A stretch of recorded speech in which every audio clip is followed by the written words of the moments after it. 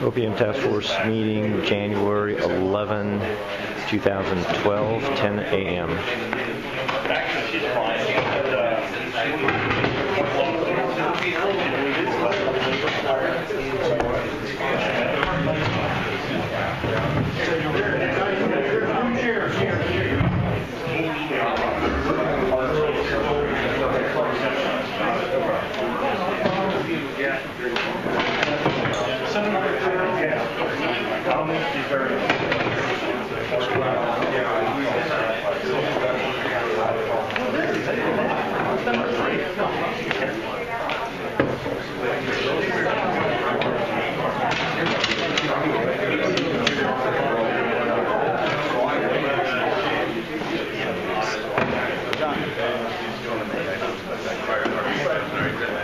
Trying to think of where else we need to.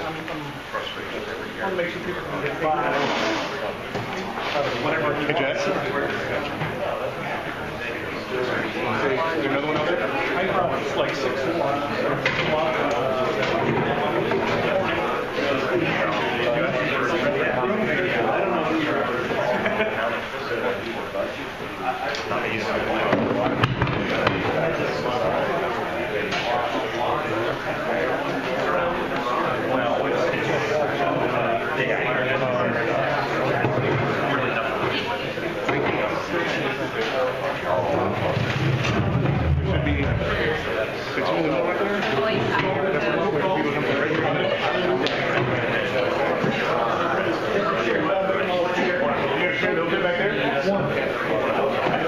Oh, you got a seat available? Oh, you got a seat available.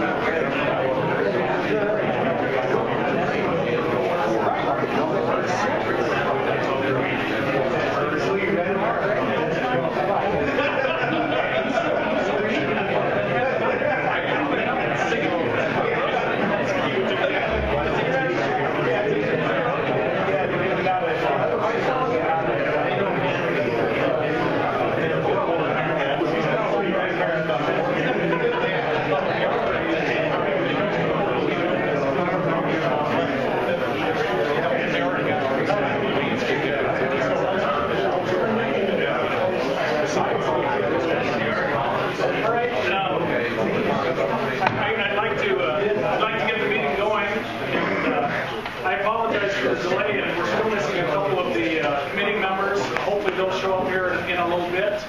I'm very excited about the number of people that are here. This is really nice to have this output, input. For those of you who don't know, I'm Jack Peterson. I'm the Associate Director with the Environmental Services Division of the Arizona Department of Agriculture and also the Acting Director of the Office of Pest Management. I'd like to introduce our director. Our director is Donald Butler. He's from Tucson. That's down in the front row. So if I'm screwing up, that's who you want to talk to. A couple things I always want to do. A house cleaning is as you came in, you signed a piece of paper. So if by some reason the fire alarm went off, please don't just disappear. And we need to check you off on that list, otherwise the fire department has to come in and look for you. And they don't want to do that if the building truly was burning. We want to know where everybody is, so let folks know where you've gone.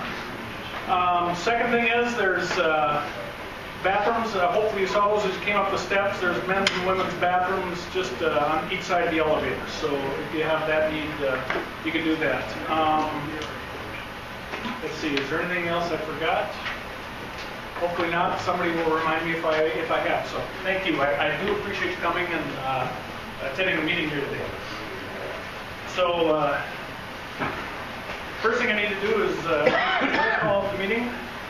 And John Bolts. Present. Dave Burns. Here. Lynn Evans. Not here yet.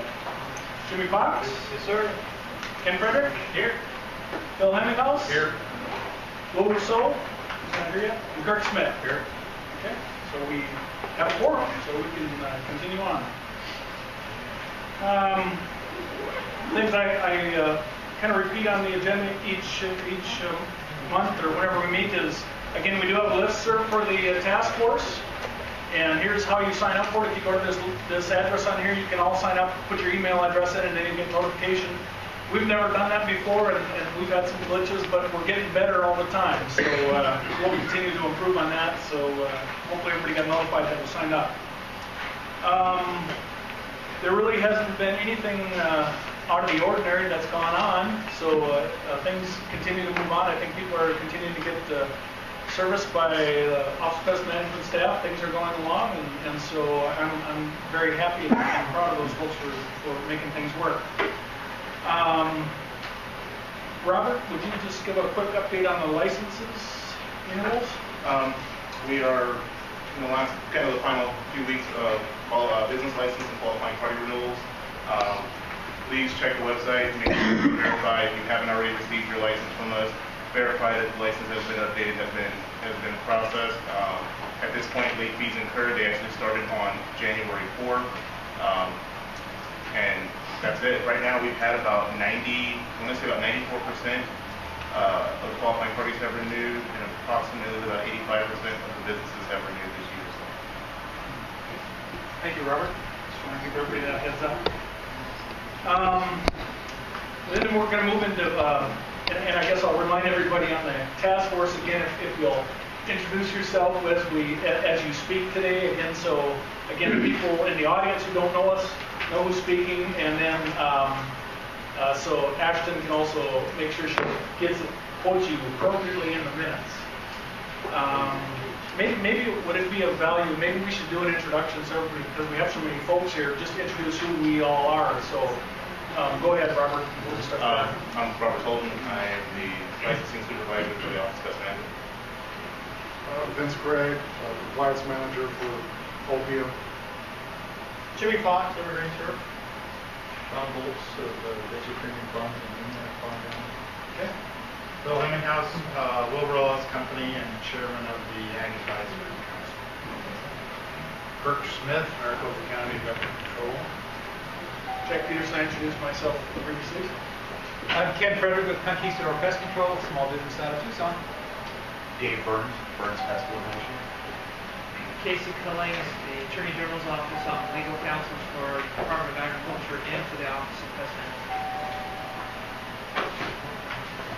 And that little ding was a nice reminder. If everybody would please make sure that your phones are on vibrate, that would be great.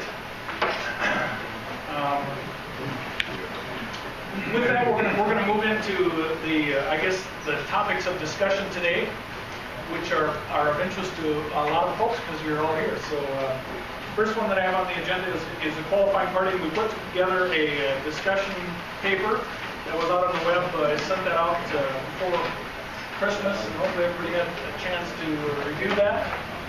And all right, great. Glad you guys are here. Good to be here. As you're walking by, would you just tell everybody who you are? Will Russo, farming. Lynn Evans. And you're also a ag guy, right? Ag guy. All right, we're just going to move into discussion of qualifying parties. So you didn't. I think that's Okay. Do you want to lead that discussion? We Lynn? skipped the preamble. If you don't have the paper sitting in front of you, I'm just going to do a quick summary of just the introduction to this whole thing. Is that there are differing views on this, and I know that. And that's what this task force has to discuss. There's the views are, we don't need qualifying parties anymore, we should get rid of them altogether. And the other side of it is that we should have more stringent requirements, put more burden on the qualifying party. I mean, that's the wide array that we're facing here.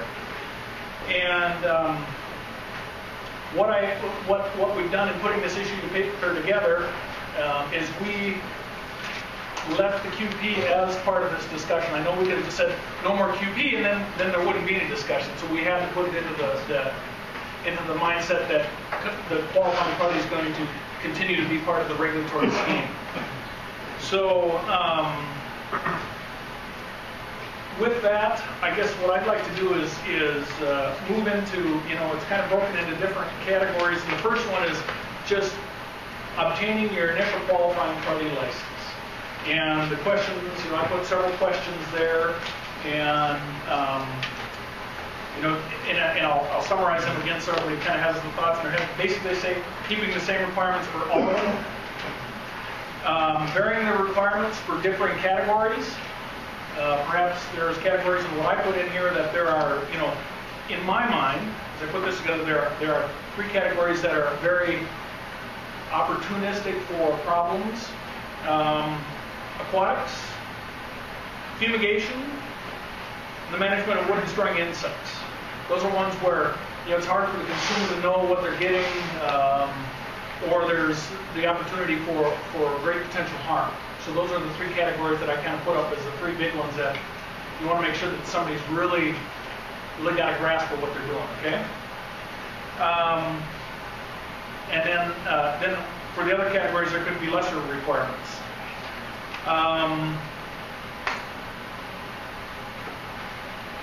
The other one is, the next one I had down here is just coming in and being able to pass a qualifying party exam. If you pass a qualifying party exam, you don't have any experience, as long as you pass the exam, you're good to go. Next one, no qualifying party at all. And I talked about that initially, that was one of the options. And I put down here if they're applying ready-to-use materials. That's products that you can go buy at Home Depot and go out and buy a sprayer and go out and start spraying. And I'm hoping through this discussion, we're gonna bring up there are issues with all these things that I'm saying here. So I'm not. This is nothing final. I'm wanting your input. I'm just trying to get it summarized for everybody so you kind of have a feel for this. And then I added an additional one, but the one is, and that we could make one qualifying party for everyone. I mean, this one heck of an exam that everybody has to pass in order to be a qualifying party, and then and you're good to go. I think that would be difficult. I mean, to try to cover the wide array of things that we're dealing with here, but that again is an option. And then the sixth one that I added in here is one of the things that I guess I overlooked, and we have a weekly meeting where we kind of talk about things, and educational experience. You know, and one of the things I guess that I wrote down is, you know, there should be some credit for educational experience. Currently it's 12 related credits, and it says within 5 years. And as we talked about that, we said, well, if somebody's got a degree that's related to what they're doing, and they have 12 credits, you know, that should be good for, we looked at it, somebody who had gone through and gotten a degree, we're going to give them unlimited time. You know, if you just have 12 credits, you got to have it within the last 5 years. But if you've got a degree, you've gone through that process, then we give you credit for the degree, so to speak. So, with that quick summary,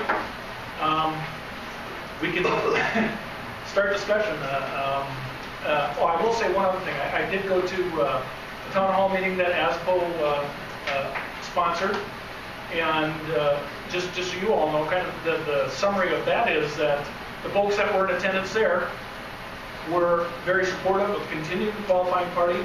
Make sure that the requirements for the qualifying party are stringent enough to make sure that this is a professional industry. So, with that, I'll open this for discussion. And I'm sorry, I keep going back in. The thing that's important to me is we are a regulatory agency. And ultimately for us, we need to be able to hold somebody responsible. That's what people expect of the government body. If somebody screws up, we need to be able to wrap them on the knuckles. Okay? And so that's, I think, part of this discussion is, you know, dealing with who's the responsible person.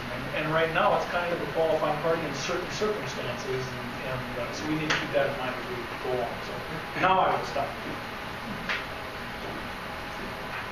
Well, is that a place to start, though, Jack? Do you want me to go continue through all of the stuff? Or No, I get. Are we satisfied that the qualifying party person, not necessarily, it might be beneficial to change the name just for responsible person, a responsible person like we have in agriculture. But I mean, are we convinced that a responsible person is? Do we need a responsible person? In my view, I think we do, of some kind. I'm not sure that it needs to be this exactly, but. If I could add to that, where do you need the responsible person? Is it? And I apologize for my voice. It's a lot better today than it was yesterday. That's all I can say. Does every applicator have to be a responsible person or a qualified person, or do you just need one per office? Do you need one per division? I mean, I don't. How is it now, and what should it be? So, what's the first part? How is it now? Does each office have a qualified person? Each business has a qualifying party. So you can have a qualifying party and have offices all over the state, and they just have one qualifying party. Is that? Yes, but Not that you do. well, yes, but there is a but to that, because in a branch operation, you have to have a responsible party in there that is licensed in all categories that you're doing business in. He doesn't have to be a QP. He doesn't have to be a QP, but he carries a certain amount of responsibility for a branch operation, and the ultimate responsibility is carried by the qualifying party. Now, certain pieces of responsibility are shared by the qualifying party and the business license. For instance, insurance. Insurance is a requirement of a business license, not a qualifying party. I think that might be where some common ground is if you meld business license into a responsible party, you may be able to take those things that a business license is responsible for and make them a piece of a responsible party's requirements. I think much easier than you could go the other way and no, a business license responsible for all the qualifying party requirements. record keeping was, in my mind, that was the one that was real easy to roll into the qualifying party, you know? Yes. But it was, I didn't, well, I thought I heard somebody say something. It's not in papers. Oh, okay, okay. Go ahead, Jack, would it be worthwhile, I remember the last meeting, Vince had spent quite a bit of time contacting a lot of western states to see how their licensures are. I like some of the ideas that the other states have done. Would it be prudent to maybe kind of review that process here a little bit? Should we try to emulate some of the different states? Because they all seem to have that middle department that is responsible for certain aspects of the pest control activity within the state. But their roles are a little bit different from state to state. And you were kind of unique in a sense compared to some of the other states. Vince Brett. Yes. Thank you, Ben. Sorry.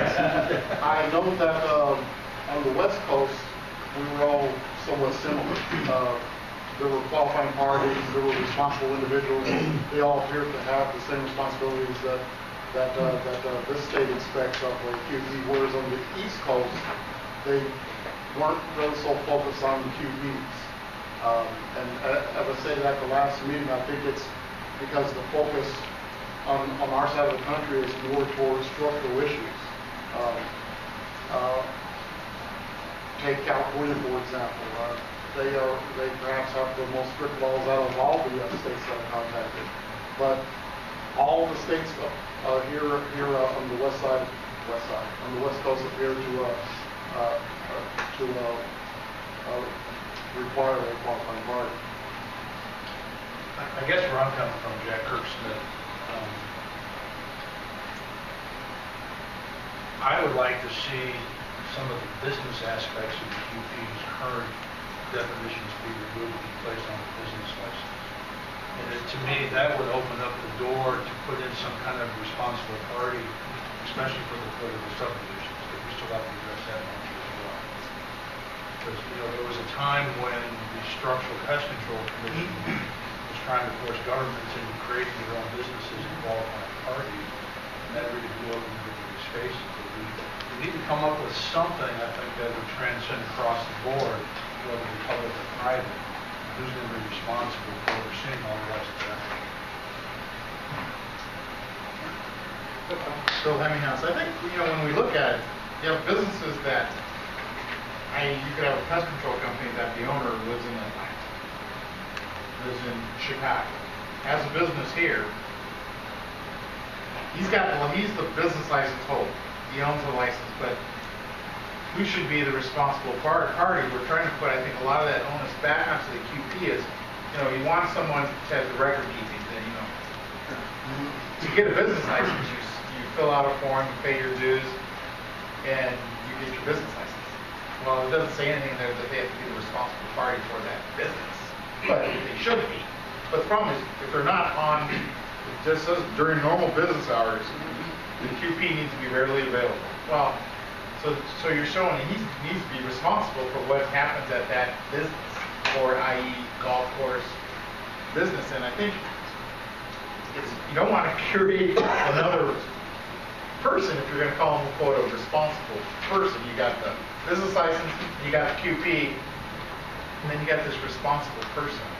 I mean, I know no one wants to create another position. So, but can you put some of the requirements?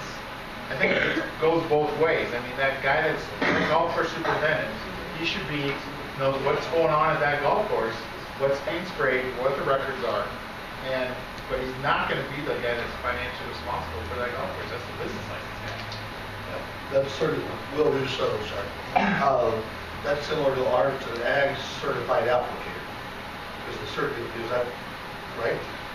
Certified applicator, you pass the test, you maintain your CUs, and you keep the records.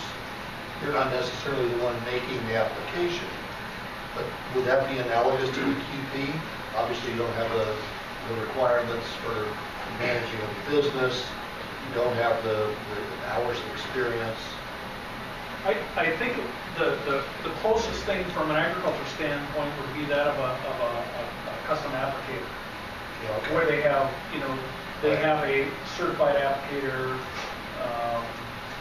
they have to have a certified applicator, and they have to have their business license. Is the criteria higher to be a custom applicator than a certified applicator? There's an additional exam that they have to take,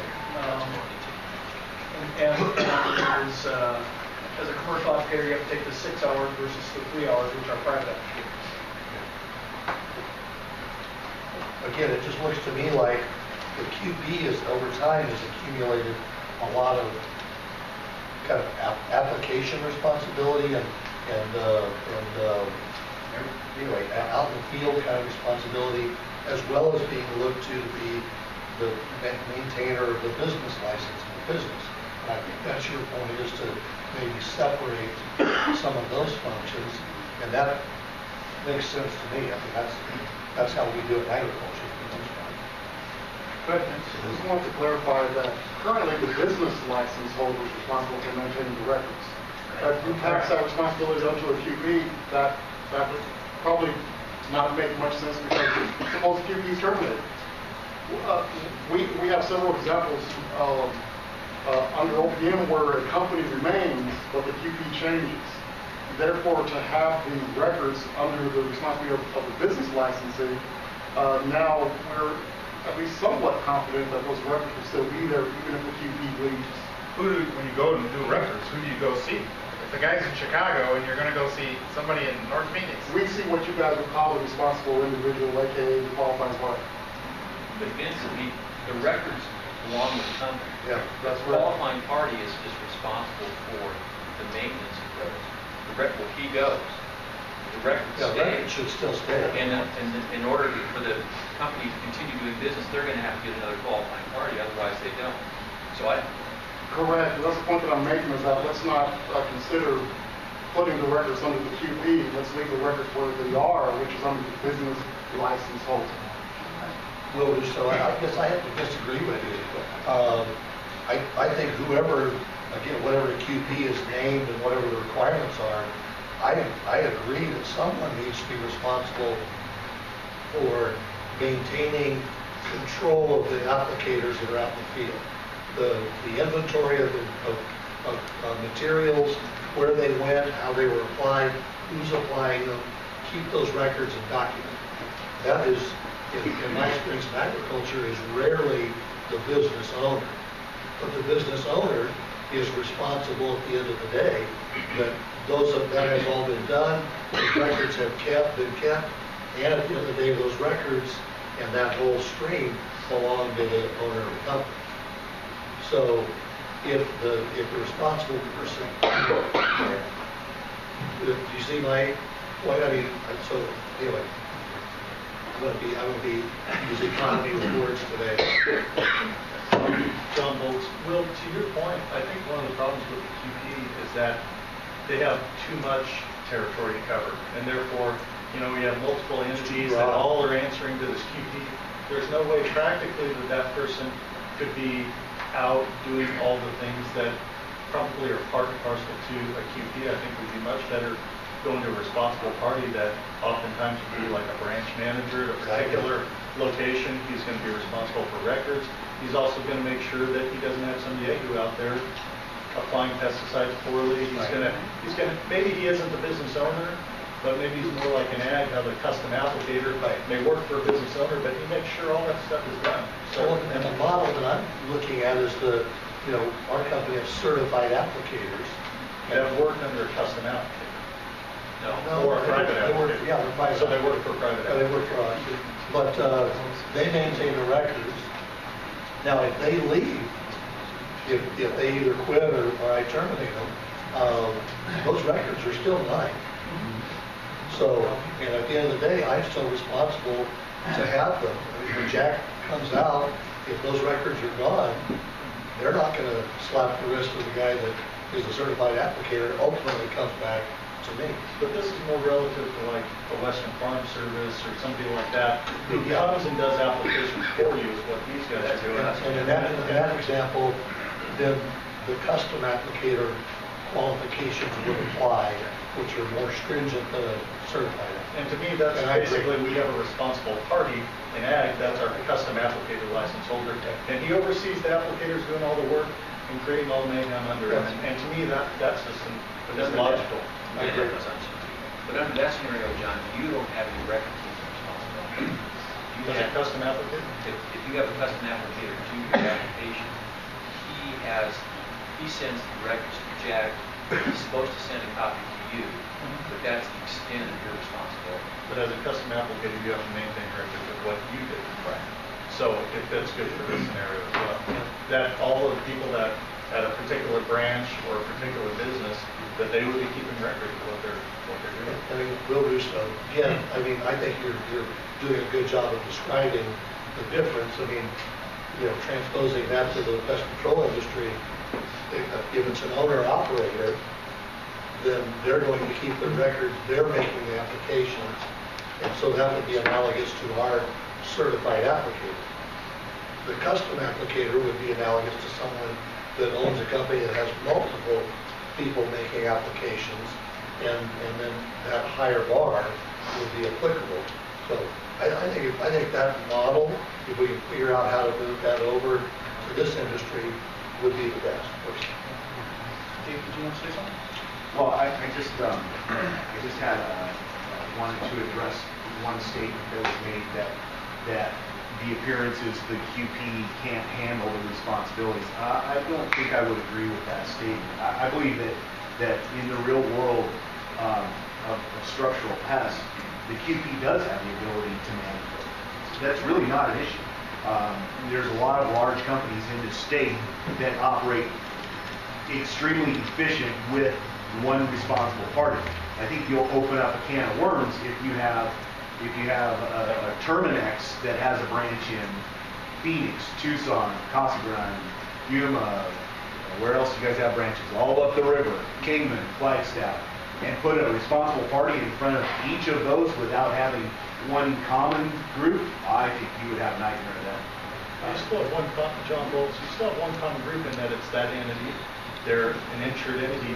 But if they don't have a responsible person at each of those locations that's making sure that pesticides are stowed properly, that they're handled properly and applied properly, how is a QP that's in some other city responsible and actually making sure the day in, day out what's happening at those homes and those businesses where those pesticides are being applied, but that's being well done. And I don't think that a QP, as it's described and as it's set up presently, could do that on a day in, day out basis. And really, that's the practical aspect of your business, is that I think as consumers would like to know that that's how it's being handled, as opposed to someone who may be in town once every week or once every 2 weeks, that may run you through a training occasionally, or may say, this is how you store your pesticides, and then you don't see them for a while, that sort of thing. So that was my concern with larger entities, that we don't actually have somebody licensed with the state at various locations, because they're in the ag sector, there are folks that do exactly like what commercial pest control businesses do for farmers. And they're on a large scale, all over the West Coast, crop production services all over. And they have various branches, and if they don't have a person at that branch that's responsible to Jack and his department and for what each applicator that's working under them is doing, it'd be a disaster. I mean, that's relative to the discussion, but I'm not in your business, so I will certainly say that. Dave Burns. I don't disagree.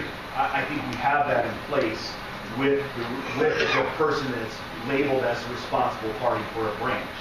He is not the QP. He doesn't have the same requirements as the QP.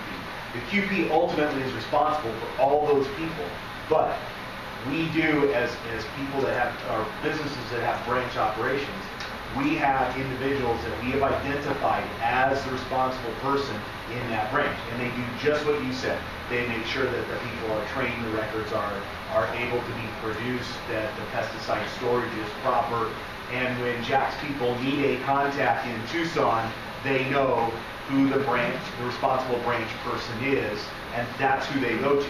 Now, if they have a problem with that person or that operation, then ultimately they come back to the qualifying party and say, we have an issue with your operation in Tucson, and your responsible party, Jim Bob Johnson, is not doing things properly. And this is where we see needs to change. And in my point, John Holtz again, and my point is that I don't see the relevance of the QP. I see the responsible party maybe needing to be a little bit more robust, but beyond that, that really the business operator, the business owner, whether you go up the chain of command, whatever it may be. I mean, even in the ag sector, there's lots of farms that have their own applicators, or they hire people to come in and do work for them. Ultimately, they're responsible for what happens on their farm out. You have to have liability insurance for what's going on your farm. And if somebody else comes on, that sort of thing. So the business side of things will have to carry insurance. And, what I'm looking at is that it needs to move more to the responsible party that really has practical application. And to me, the QP, if they want to manage their business efficiently and well and manage all the branches well, that's a business side of things. But as far as handling and managing the pesticides on a day-in, day-out basis, to me, that's where the rubber meets the road, and that's the person, much like an ag, needs to be certified. Jimmy Fox, just add one more thing to the branch manager, though. The branch manager, the activities of that branch are limited to the expertise and licensing of that branch manager. That's perfect. And that makes sense. And that's perfect. Go ahead. Well, I will do so. Is that responsible party in each office that you talked about, is that a requirement under law? Yes. Okay. Kirk Smith, Vince, can you clarify this for me? My understanding, though, is that qualifying party, regardless of the branch office, still has to physically visit that branch office on a monthly basis. Actually, no. They are required to visit their own office, or the main office, at least once every 30 days. But there's nothing in rule or statute that requires them to visit the branch office. So if you have the Terminex with 15 branch offices, the QP there's nobody in the statute that should go around to make sure all those offices are operating correctly. No, but as Mr. Burns stated, each one of those offices has to have a responsible individual, which we erroneously call the branch manager. Whose title, is responsible party? Yes. Okay. Well, we call them their branch That's their official manager. title. The branch manager. We're not calling them responsible individuals, Okay. but they are the responsible. I got you. Okay. Thank you. So hang on, so I think a lot of it is based on the size of the company too. Sure. I mean, you got an individual guy, just one person. He's probably going to be the business license holder. He's the QP. 90% of it. He's and that's probably the bigger picture is you got, the responsible party at your place is probably the QP at your place, based on the size and the number of the business. So is the QP, are we making the QP too hard to get that it's doing some of the responsibility things? I mean, the one where you said about where you're going to make one test or one exam covers all categories, that'd be pretty hard because if you're an IA golf course and you're talking fumigation, you're not going to. Why are you even going to study it if you're taking that test? But I think the difference is based on, like you said, 90% of them are going to be one-man crew doing the whole thing. And you have to classify which one's is responsible party, which one's QP things. But unfortunately, sometimes they fall all together. Robert, you wanted to say something a long time ago, and I'm again, just so people in the audience know, I'm going to go to the task force members before I go to anybody else. That's the reason they're all sitting here, and so that's why Robert is sitting there patiently. So if you still want to add something, Robert, please. Ideally, the qualifying party is responsible for the related activities of business. That's, in a nutshell, that's their job. Whether it be the trainee, the applicators that they have, to make sure that the records that are being created by the applicators are maintained for the business. That's the job, basically, of the qualifying party. The qualifying party, for us, to serve the purposes, that's our point of contact. I have dealt with, I've dealt with the one-man operations to the major corporations. I've dealt with golf courses where you take a look at the corporation commission, you'll find 3 corporations before you find one person's name. So ideally, that's the business licensee. So you're going to be searching all day trying to find that one person. The qualifying party is that person for us. That's the person you say, okay, at the end of the day, we're going to call them. Now, if they have a responsibility to report to somebody else, then that's the responsibility. It's not unlike government. Mr. Butler is our qualifying party. Jack's he is the supervisor. Branch manager. And then, branch manager. And then we all report to him. And at the end of the day, if we're not doing what we're supposed to be doing, Jack's on the airback. And if Jack's not doing what he's supposed to be doing, Mr. Bell's going to hear about it. The rubber stop, basically, buck stops there. If he's not doing it, then obviously the governor hears it. It's the same thing with a business. The business licensee, at the end of the day, they're going to hear, hopefully it doesn't get to them. Hopefully it gets resolved before then, but that's where it ends. The business licensee, obviously, they have the ultimate responsibility. The QP is our point of contact. And I think maybe, hopefully I can clarify this better in simple terms. A qualifying party is an individual. You can see him, you can talk to him, you can touch him. A business license is an entity. You may not be able to see it, touch it, or feel it. It may be the state of Arizona. You can see Governor Brewer, but that's still not the state of Arizona. Our business license is much that way. Burns is not a good example. A Terminex has a whole lot of people that are ownership people in that corporation. It is just an entity. I would find it very difficult if I was running an agency to have to deal with an entity versus dealing with an individual. That's where the qualifying party has always been the individual that you can touch, feel, and talk to. Ken Frederick. Since I'm a single, I got 4 employees. I'm a small little company and I do all this stuff. Just like a lot of the people in this room. So when Dave just said corporations and entity, it made me think of something. And let's see if I can get this out right. If the business is responsible for the financial responsibility of the insurance and that kind of thing, the QP is responsible for the application of pesticides and the training and that kind of thing. Is that correct? In a nutshell? So I don't understand. I'm a simple-minded guy, so maybe it's because I'm a one-shop guy. I don't understand the confusion between you have your certified applicator, and in our industry it's called an applicator license. I'd rather see you call it certified applicator, but anyway.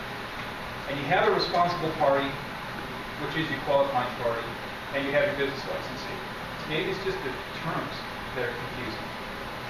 Because I want Jack, if they're going to be the agency that regulates structural pest control, I want him to have the authority to be able to go after businesses applying pesticides and endangering people and be able to do something about it.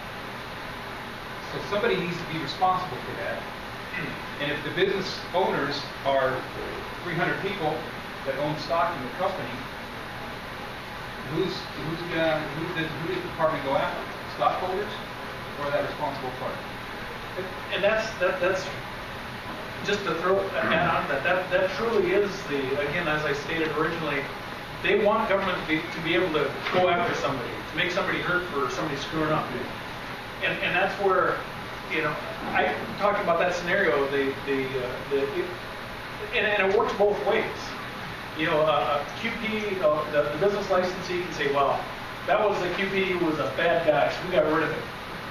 Or a QP could be in a business and say, well, I'm not going to work there anymore because they're just not wanting to do things correctly. And that's kind of where as the regulatory body, it's problematic if you have somebody that you can just say, throw to the side and say, well, it was them. And that may be light, and I don't know if there's any way to deal with that. But that's one of the things that's problematic to me is as a company, they go out there and they operate in an inappropriate manner, and we start going after them, and they say, well, it was this guy. Boom, he's dead. Now we're clean now. I mean, there's a good example of that. There was a company in Sierra Vista dumping Durazvan into a wash, and the company's still around. Okay, they got rid of the qualifying party, and they had to pay some fines and everything. They were pretty hefty fines, and maybe that was the proper thing to do. But the business licensee is still there. Maybe little reshells. Jack, to your point, even if you use my company as an example, if my certified applicators aren't doing their records and you come out and discover that, and I try to throw them under the bus, ultimately you're still going to be responsible, correct? We do, yes. And you should. No, you should. I mean, and that's what I guess I'm getting at, is that frankly, I think this QP, when you ask why the business aspect of it, it says right here that the QP shall be active in the management of the business licensee. Now, I'm not saying that's right, I'm just saying I think that's where some of the confusion, at least from my part, comes from. And since I do it all, it's Yeah. all at the end of the day. I think, frankly, I think the model that John touched on, that we basically have in agriculture, I don't see why it wouldn't, with some changes, be able to be moved over. I don't care whether you call it a QB or a responsible person. There has to be somebody, in my opinion, at each kind of general location or general geographic area branch that is responsible for keeping the records, making sure that them or their applicators are properly licensed and have passed the test, and that they're not dumping dirt can in a wash. I think that's horrible. And one more point, I think we can talk all day about it kind of is becoming somewhat semantics as far as what we name this person, but nobody's talking about the hours of experience that are required. I think that's something we need to discuss. No, I'm sorry. It's okay. I just wanted to respond to Dave Burns. I just wanted to respond to what you said. I think we really are talking about the same thing. I think the only difference, and I don't know the ag side very well on the custom applicator stuff. I think the only difference that I see that I think is important is that having a person in charge of a branch, I'm 100% for it. I agree that you need to have somebody there. But I think the state as an agency needs one person within the company to hold responsible for what that company does. Uniformity within the company even. So yes, I think it would be very difficult to expect the agency to discipline a branch of Burns in Tucson and not deal with the branch of Burns in Peace. I believe they're one company, and that consistency needs to be there. I don't think that you can penalize a branch in Tucson without penalizing the company of Burns. Therefore, a single party that has ultimate responsibility for the state is the thing that the agency needs to go to deal with that. Can't have them deal with 7. Dave, Lynn Evans. I agree, but I disagree with you slightly. It depends on the nature of the violation. I mean, that's been our experience. If you have a gentleman or whoever it is works for you in Tucson, and depending on the violation, they should be violated. But you as the owner, and regardless of how many owners there are, if there's 10-day burns, that'd be scary. We don't need that. But still, I mean, there is the business license, whether it's regardless if it's owned by you or it's owned by 300 stockholders. The business license is the thing that the government would go after, not a person necessarily for financial remuneration or something like that. The person who's responsible for the screw-up, whatever it might be, is the person that would feel the wrath of Jackson Food and whatever criminal penalty or whatever is involved with it. But I'm having trouble with your Vince, decision. you look like you're going to pop. I'm just... Perhaps what we could do is just explain how our industry works from the law standpoint, because essentially what you folks are saying is what we're already doing. A lot of what you're saying is what's already going on. Essentially, you have your applicators, your qualifying parties, your business license holders.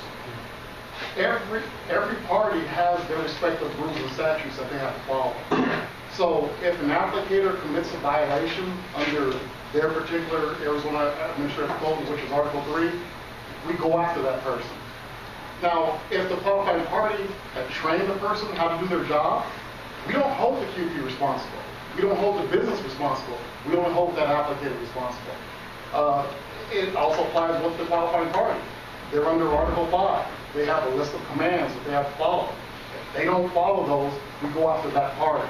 We only go after the business or their supervisor if their supervisor do not provide training or supervision. So we do barely go after the responsible individual.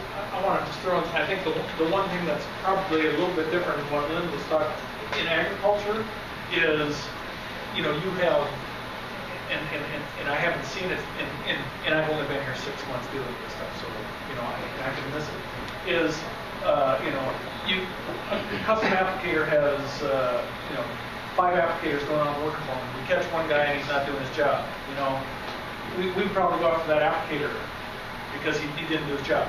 We go out and get him to catch applicator number 2, and he's not doing his job.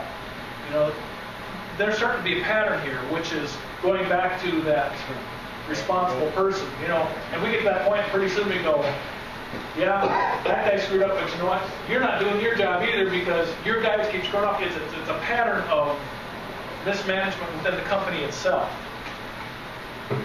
So, John Bolts, my issue, and the reason I said the QP kind of has to go, is 2 things.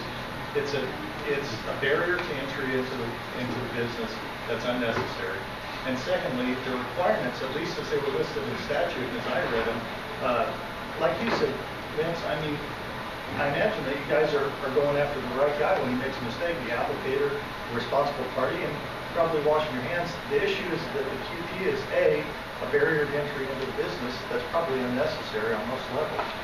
And B, if it's a huge entity, how can that one guy in the state, for say, Orkin, accomplish the purpose of making sure that those guys, every single person in the field is trained properly by the requirements that are laid out by statute? Because the requirements that are laid out by statute for the QP don't require him to do it. What I'm getting at is the QP is very oddly set up in that, like you say, the requirement is only that person really go to their office. They're not really required to spend days in the field and times, although I know most of you guys do. So it's really, it may be semantics, but there's these other qualifiers that are issues as far as the threshold for entry into the marketplace that are wrong. And when you get back to just a responsible party that's taking care of it, then A, it's accountable to the public. And I guess what I'm trying to figure out is what the relevance of the QP is. We want to eliminate some of those barriers to entry into the business, or at least make them more practical, so they have a practical application. Phil, and then Phil, what is the difference between, are there any requirements for the branch, what we call them, the branch manager? The responsible party. Are there any responsibilities? There are responsibilities for a QP, but Terminex doesn't have a QP at every branch. They have a branch manager, I think. Does he have any requirements from us, from the state? The branch manager is a licensed applicator who has now been promoted to a level of supervisor. Okay, again, the government. You have a manager, and that's what their job is. Their job is to report to that qualifying party. But he's doing most of the qualifying party stuff. No, he's only managing that branch. Exactly. Well, which is making sure the pesticides are applied right, storage, records are kept. I'd like Phil's question to be answered. What's the qualifications of a branch manager? I mean, does he have 3,000 hours? Does he have 2,000? Does he have requirements that he has to do? Because if you're at a landscape company, that branch manager, I mean, you're making it very hard for him to be a QP when he's just doing the same things that a branch manager does at a location. I think there's a misunderstanding of the requirements, actually, though, because I have watched, again, and I do like the same Robert Holmes, the 90% of the branch managers, at least that I've dealt with, they get qualified for qualifying party license. They don't, never come across one company that hires a guy today and makes him the branch manager tomorrow. They usually, it's somebody that they trust. It's not unlike your business. You're not going to hire, you're not going to hire somebody that you don't trust to do that work. So they have earned the trust of the business. They were probably an applicator for a number of years, and now they've made their way from out of the field to into the office. And they're going to report directly to that qualifying party. I don't think there's any businesses out there that have never heard, the QP's never heard from the branch manager. I almost guarantee that they're going to have some kind of at least weekly discussion.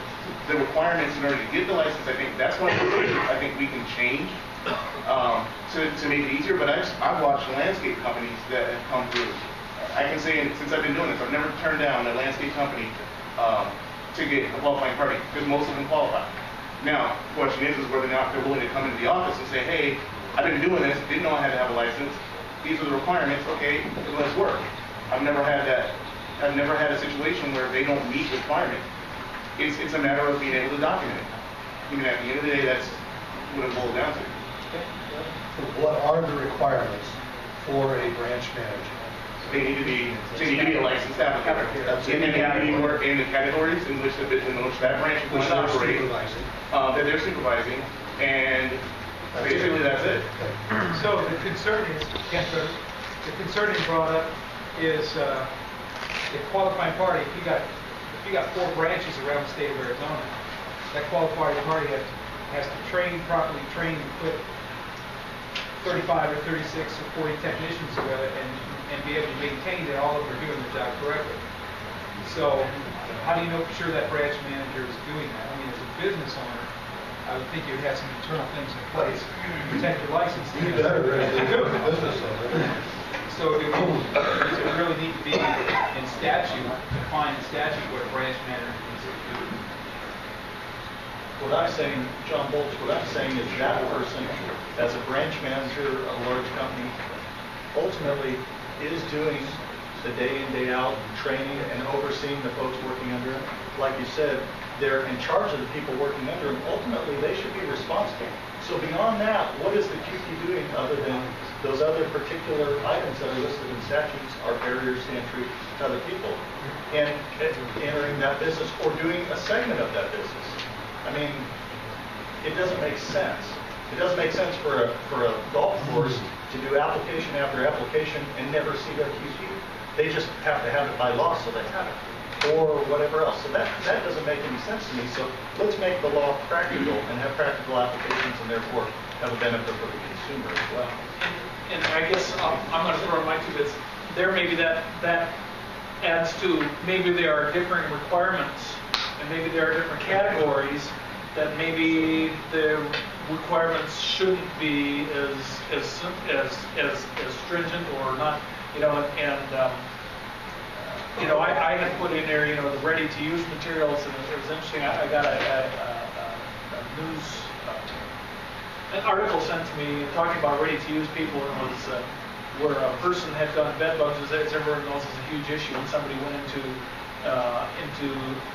their apartment complex and started treating apartments, and they had people who got sick from that, and there was no recourse there in that situation. So with the ready-to-use material, yeah. I'm going to ask that we take about at 10 after we'll start back up again. And the reason I'm doing that is we've had 3 gentlemen who have been standing here patiently for 50 minutes, and I appreciate that. They didn't want to stop us in the middle of this, and now we got Robert came in, and what I'm going to do is, Henry, I'm going to ask you to move your camera to the aisle. Right. So we got another seat there. We've got, I think, one more seat there, and we're going to try to grab a couple chairs more and move them in somewhere back here so everybody at least can have a place to seat. So again, we're going to start up again at 10 after 11.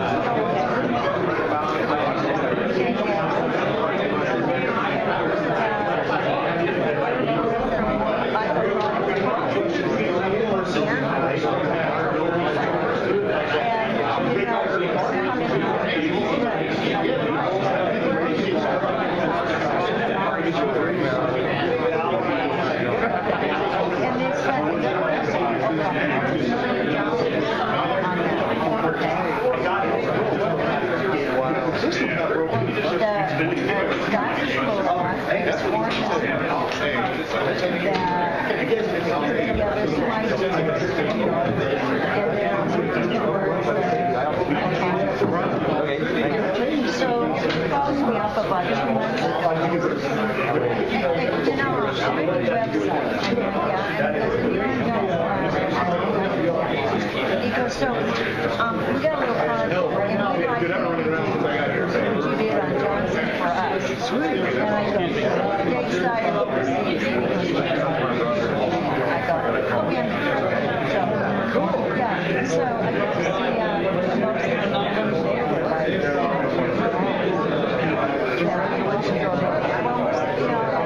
I'm like, in fact, I go, let's get it going, you know, and, I got a, you know,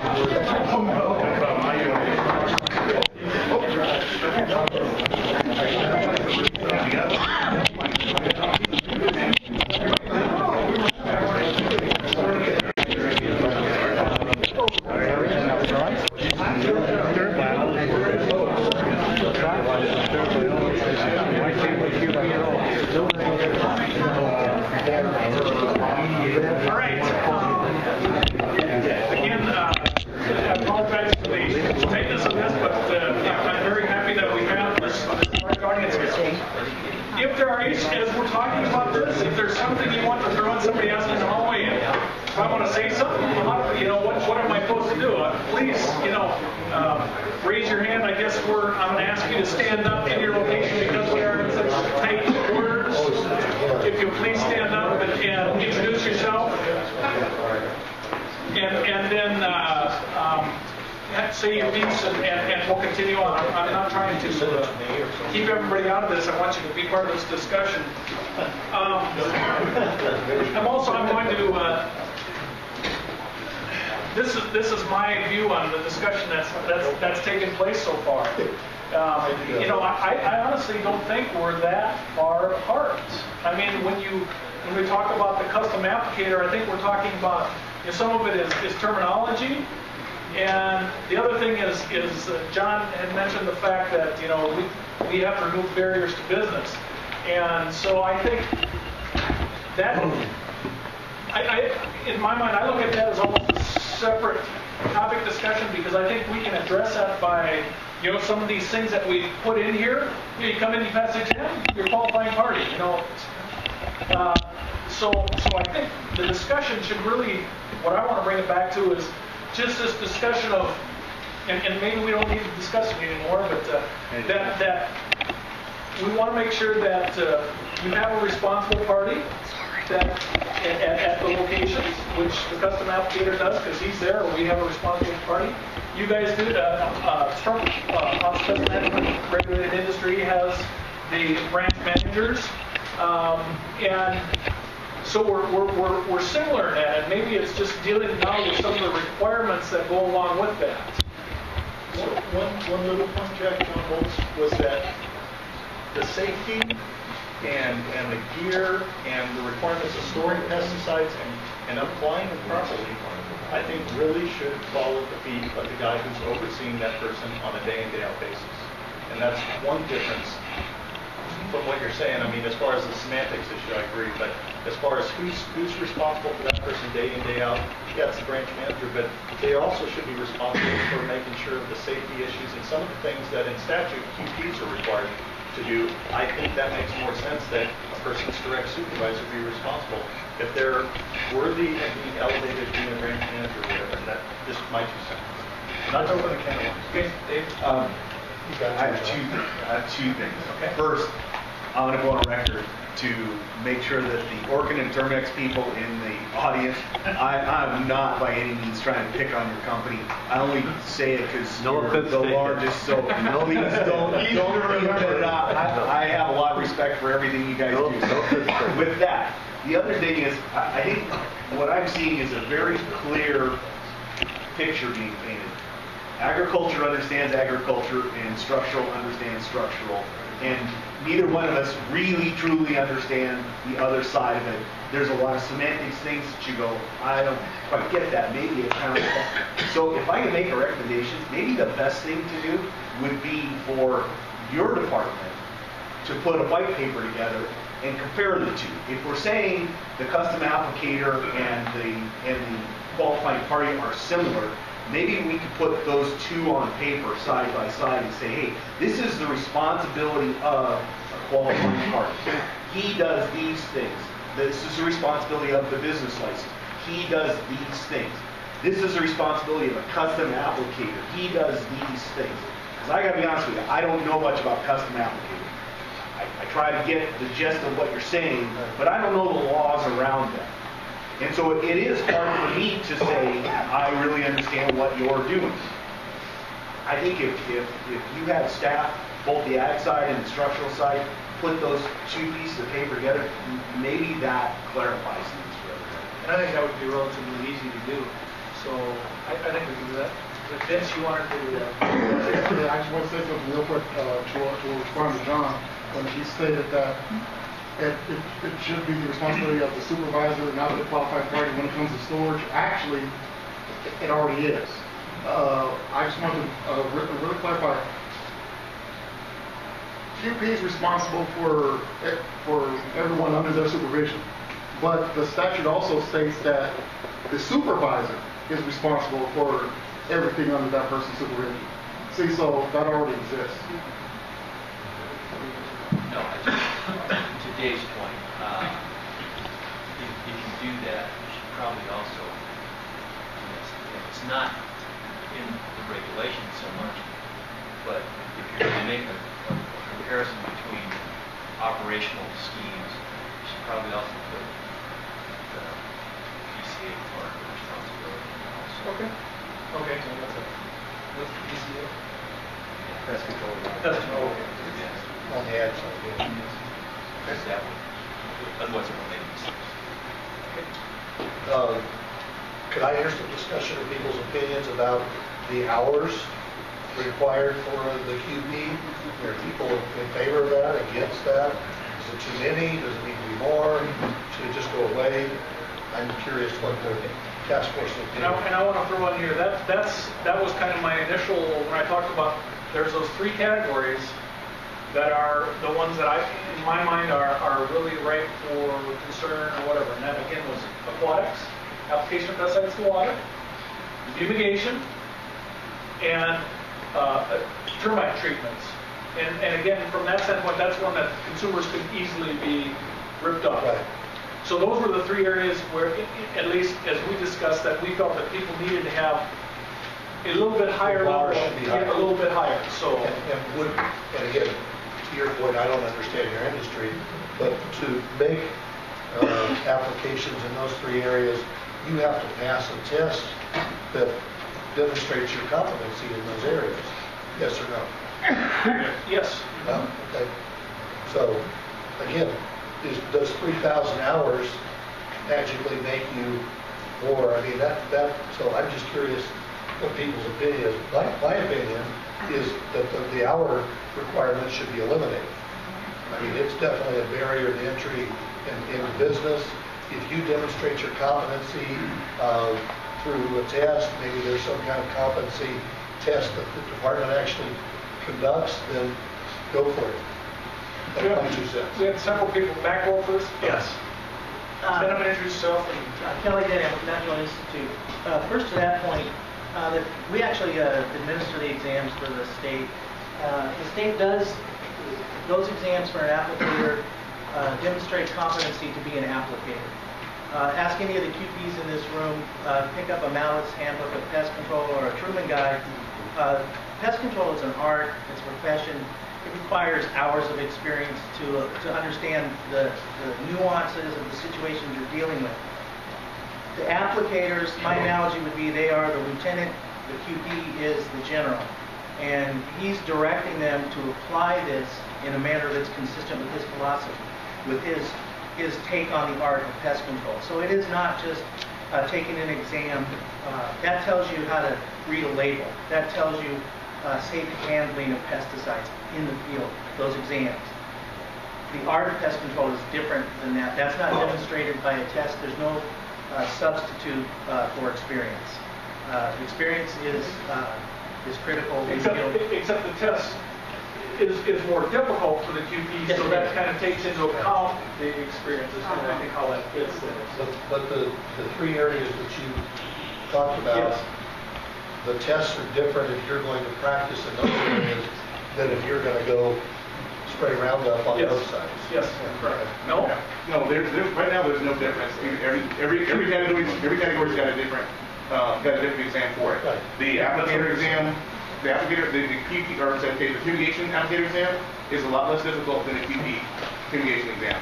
But right now, those three categories, that's a proposal. That's not the way it currently is. What you're looking at in the discussion paper is a proposal as opposed to what we currently have right now. There is a I don't know if maybe Dave's the guy to answer this question, but just who is it that when a customer calls, I'll ask Dave this question. Okay. When a customer calls you, do you go to that person's home to diagnose the problem, or do you send somebody, an applicator, someone like that? All the above. Does a QP routinely, or is the QP routinely the person who diagnoses the problem, or prescribes the solution to it, or is it someone on the ground in the truck? I think that in a small company like Ken's, He is the guy. Yeah, well, Ken's the guy there, I understand that. In a company like mine, I set the service standards. I'm the one that says when we have a bed bug problem, this is our service protocol. So then I require all of my people to follow that protocol. So when you go out and I don't have a technician that goes out and looks and goes, I think I want to treat this mattress this way. You don't. We set the protocol, we set the product, we set everything out, and that's the way you're going to treat a mattress for bed bugs. So the person you send out there is an applicator. Correct. He sees that there's a bed bug problem. He has a protocol in place that whatever it is that you've established. So you have so the guy that you send out there is essentially making the recommendation based on your protocols, but he's the guy in the scene who's diagnosing the problem, if you will. Yes. Yes, and he's the guy that ultimately has to make sure that within our protocol, all the safety issues, the conditions are right in order to do that. If those conditions are wrong, then it would be him that steps back and says, wait, I can't do that because the conditions are not met in the protocol. It happens. You might have clutter or, pesticide sensitivity or some of those things. That actually that also, I mean, what's the responsibility, and this is probably an unfair question, but what do you expect out of the people you have in the field? I mean, you obviously expect them to have a good bedside manner, demeanor, and all that kind of thing. I mean, you expect them to be confident enough that, I'm thinking about my own business, but to be able to handle any circumstance that comes up that you guys are licensed to do. Do you expect that person in the field to be able to do that? No. I wouldn't expect my technician level person to be able to analyze and decide what to do in every situation.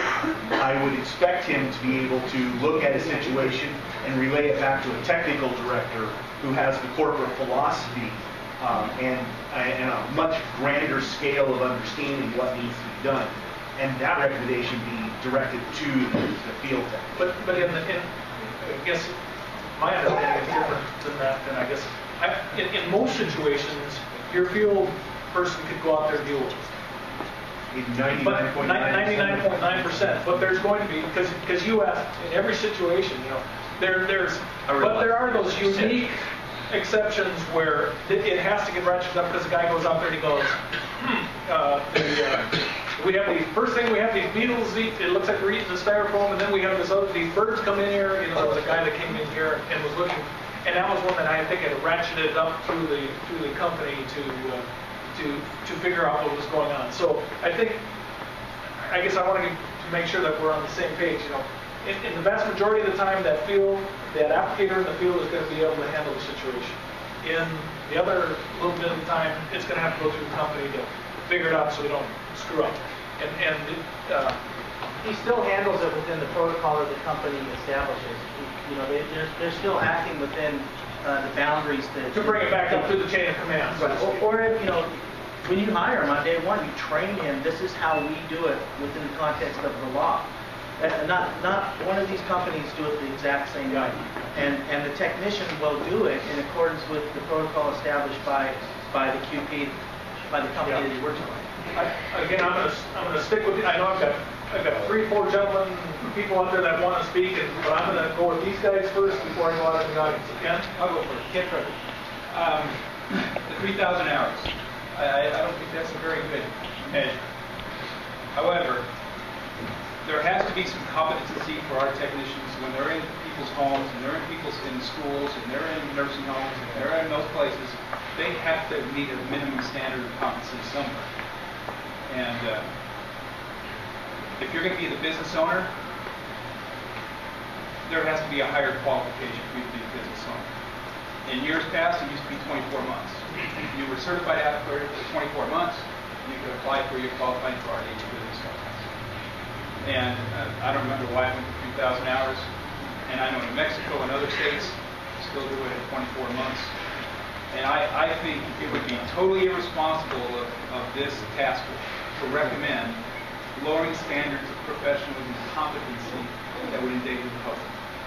And if we're going to sit here and say that just because you're doing pest control and you can buy the products at Home Depot, you don't need as much training as somebody who's a professional pest control operator, I think it's totally, totally irresponsible of this group.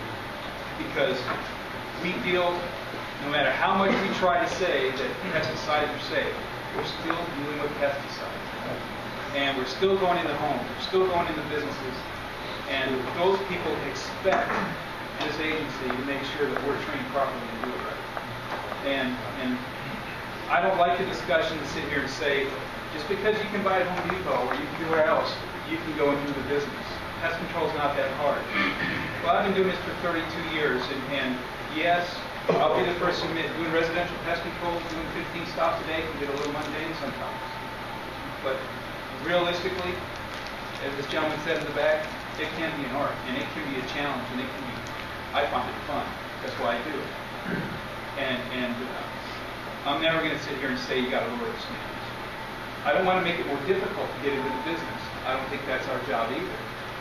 We need to have responsible law and responsible parties in this industry, because none of us want to see somebody endanger themselves or endanger someone else. I was just going to clarify and kind of give you a little bit of history on it. Prior to 2003, the requirement was 24 months. Had to have a license for 24 months, basically 2 years.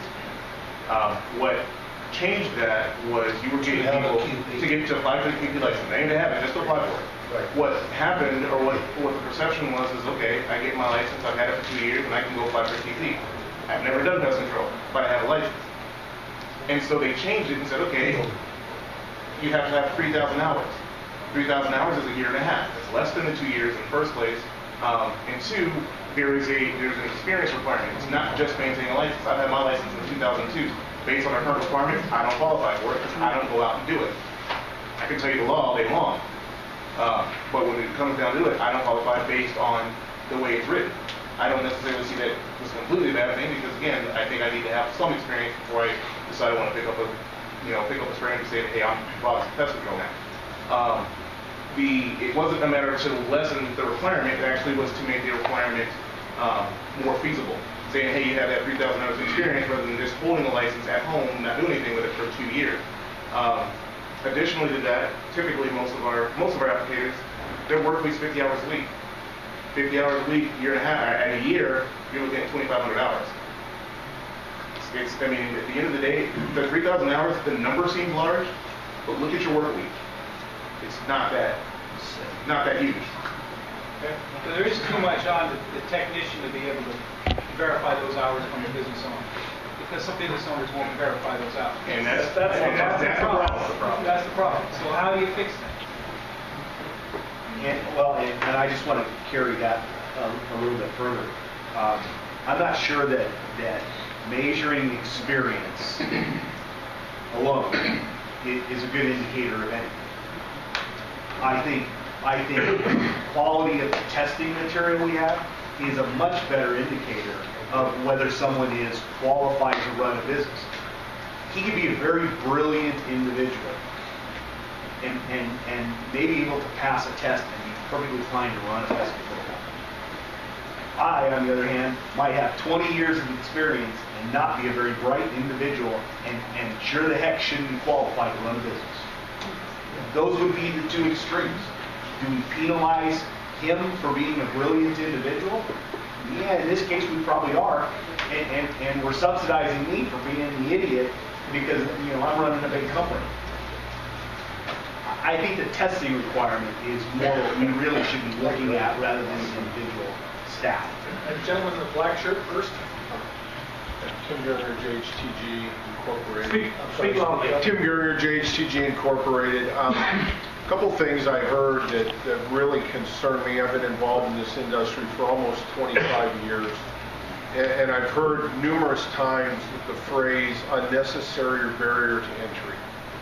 One of the things I think you need to consider when you consider structural pest versus ag in ag, if you're going to be applying pesticides, is what I believe you're using the term custom applicator, you have a massive barrier to entry there already, which is the initial investment is probably 6 or 7 figures to be a custom applicator. In the structural pest industry, if you can pass a test, get a 1.5 years of experience, which, you know, we're talking about this being an unnecessary barrier to entry, 1.5 years. I mean, gee whiz, we got trades where people would have to be an apprentice for 5, 6, 7 years to be a plumber. And the last time I checked, we don't have that inherent danger in plumbing. So that's the first concern I've got. You know, when you're talking in terms of financial investment, if you can come up with $5,000 or $10,000, you can start a one-man pest management company. So the barriers to entry really are not that high. And when I started in this industry in 1987, I can tell you that the barriers to entry, I feel, were lower for applicators, lower for qualifying parties. And if we do that, our enforcement group is going to have their hands full, because when it was like that, we had massive fraud, massive issues. And in fact, I know when the idea of rolling OPM into the Department of Ag, initially we had a lot of pushback from the ag side, and one of the reasons that came up was the terminology that came back to us was that our industry didn't have a real great reputation. That's why we need some type of standards to be a business owner. And as the gentleman back here earlier stated, that testing, yeah, okay, you can read a label. This morning, on my way in here, I took a call that said, can we do this structure this way? And according to label and law, yes, we could do it, but it was very unadvisable. And I said, well, yes, legally we can do that, but we're not going to do that unless we do this, because I don't feel it's in the best interest of the consumer or ultimately us, me as a company. And the other thing I would point out, to your point about general use pesticide, we're saying less potential. There's been huge focus on schools. We got, as Ken mentioned, nursing homes, daycare centers. So, although I get your point, Jack, when you're using the terminology, hey, the great opportunities for fraud are applied to termite fumigation. But in general pests, I don't know that we have any less responsibility for the health and safety of the public because of the nature of some of the structures we're doing there as well. Thank you. There was, I think it was you, yes. Mark Hall with Enterprise Pest and Weed. Steve Robinson, please. I'm sorry. Excuse me, my voice is the same way. Mark Hall with Enterprise Pest and Weed Services. I have to disagree with the previous gentleman and agree with one of the gentlemen that are on the panel there that there isn't a huge barrier. If we're looking to try to verify hours, 3,000 hours for companies that may not want to keep track of those hours or be dishonest with them. I've had that happen to me myself in the past. So as far as verifying 3,000 hours, you're relying on the honesty and the responsibility of the business owner or that QP. Okay. I think there's a better way. In the past, somebody said you had to only have 24 months of having an applicator's license. Well, not too many people that I know in this business opened up a business in 2 years, right after getting their hours. Most of these people have worked in this industry for quite a bit of time before they even want to get their hands dirty in this business.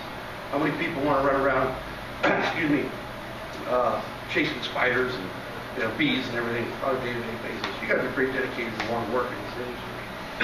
So there's not going to be that much fraud out there. If there is, it's regulated.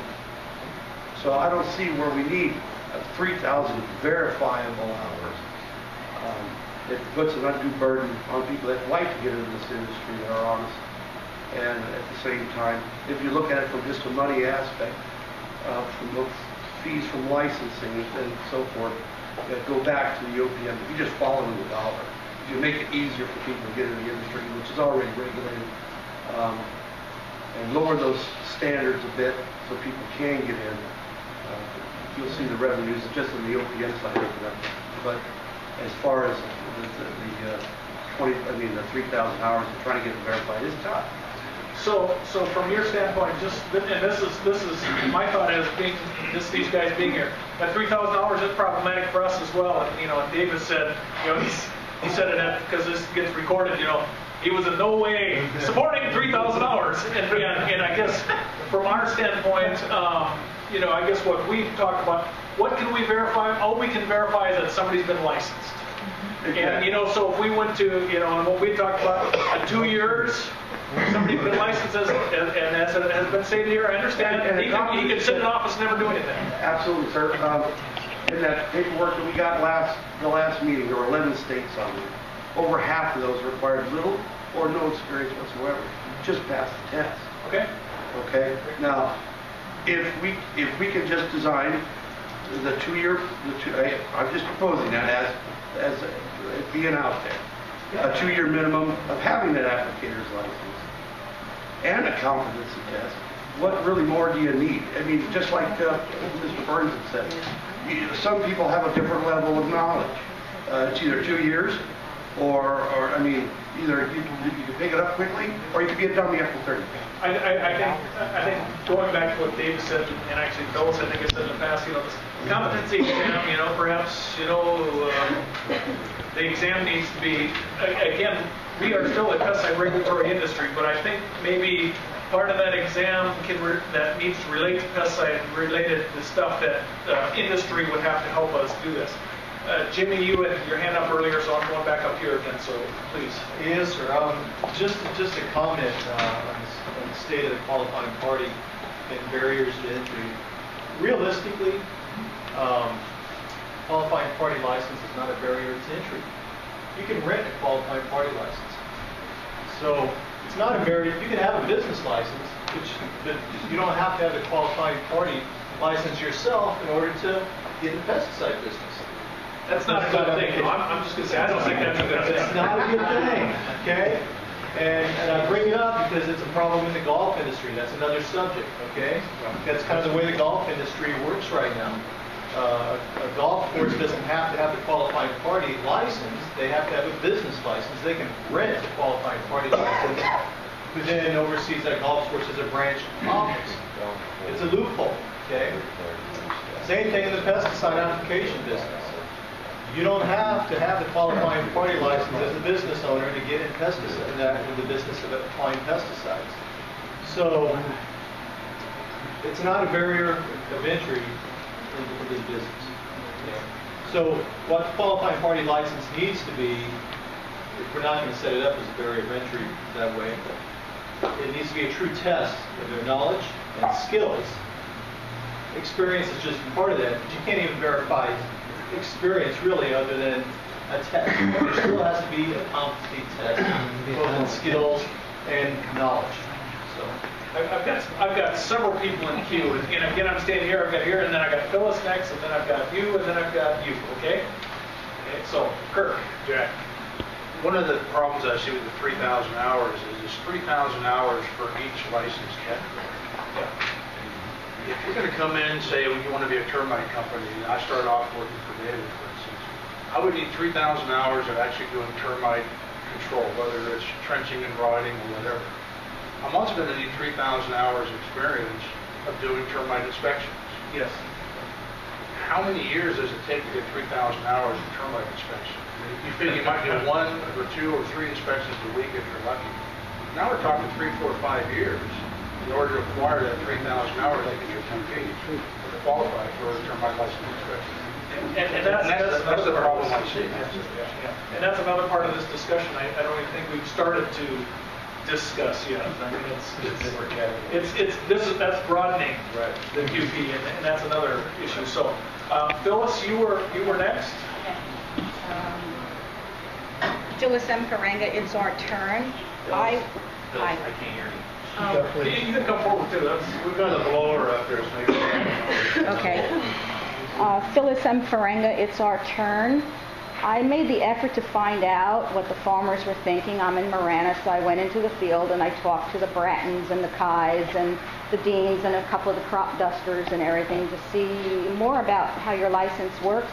And I would have to agree with John Foltz and Wills about the structure of the license.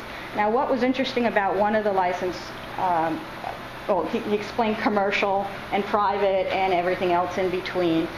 what I liked what Bratton said and made me laugh. He says, my daughter went to college and she couldn't pass this test. So I'm okay with that. I'm okay with a really hard test because I wouldn't want an idiot in the field. Now, as far as corporate philosophy, the reason I don't work for corporations is I couldn't get my standards high enough in a corporation. I was asked to water down. I was told I was using too much chemical while following the label on my route. I could not follow the label working for a corporation and improve my standards, and that's why I broke off and started my own company.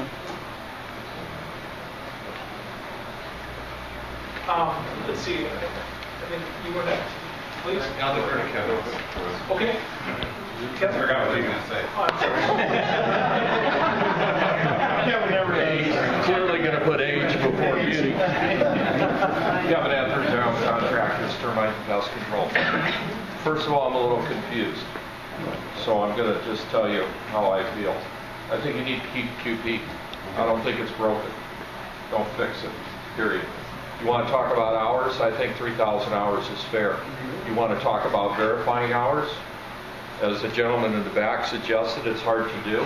I'm sorry, if you're paying people cash under the table and you're not paying workman's comp and you're not keeping payroll records and the employee's not getting their payroll stuff, if you're an employee of a firm and you know that you want to go out and get your license in a year and a half, then you need to start keeping your pay stubs. In California, I'm a licensed operator. I get a form that's mandated by the state, and it mandates me to verify hours when somebody wants to upgrade their licensure or get an operator's license in California. So this is not rocket science. Keep the QP, define what the QP does in rule and reg, because a lot of the discussion today that you guys were having belongs in rule and reg, not in statute, which is what we're working on, right? So. Yeah, I think, as I stated early on, I think we're probably going to have to kind of do almost a dual path with these, because I think otherwise people are going to get concerned that we're losing things. So, but you're right. This group ultimately has to go back to the legislature with a recommendation. And I'm not lashing out, but I worked hard to get all of my licenses in the states in which I'm licensed in. And when you guys start to minimize the effort that I put forth, that gets my dander up a little bit. So, thank you. Good. John Tyler, checklist inspections. It seems to me that one of the issues is when I get qualified on X, I can do it on a 800 square foot shack to the largest public institution, the ASU. And compared to ROC and a lot of other places break it down. So one of the issues that could be, hey, how many hours do you have? Well, I think you need that experience to go into a school or an environment like that, a nursing home or a hospital, where most of the one-man operations are only doing residential anyhow, or a landscaper, where if I may accidentally kill your grass just in your front yard is very different than I'm doing it at the roadside where those things can be exposed. So maybe tiering it by size or if these are residential only to commercial applications. And the other is you can put requirements or penalties on either the QP or the business licensor for not being able to verify. I.e., you can show proof. I've given my 3,000 hours and someone else isn't helping along with that.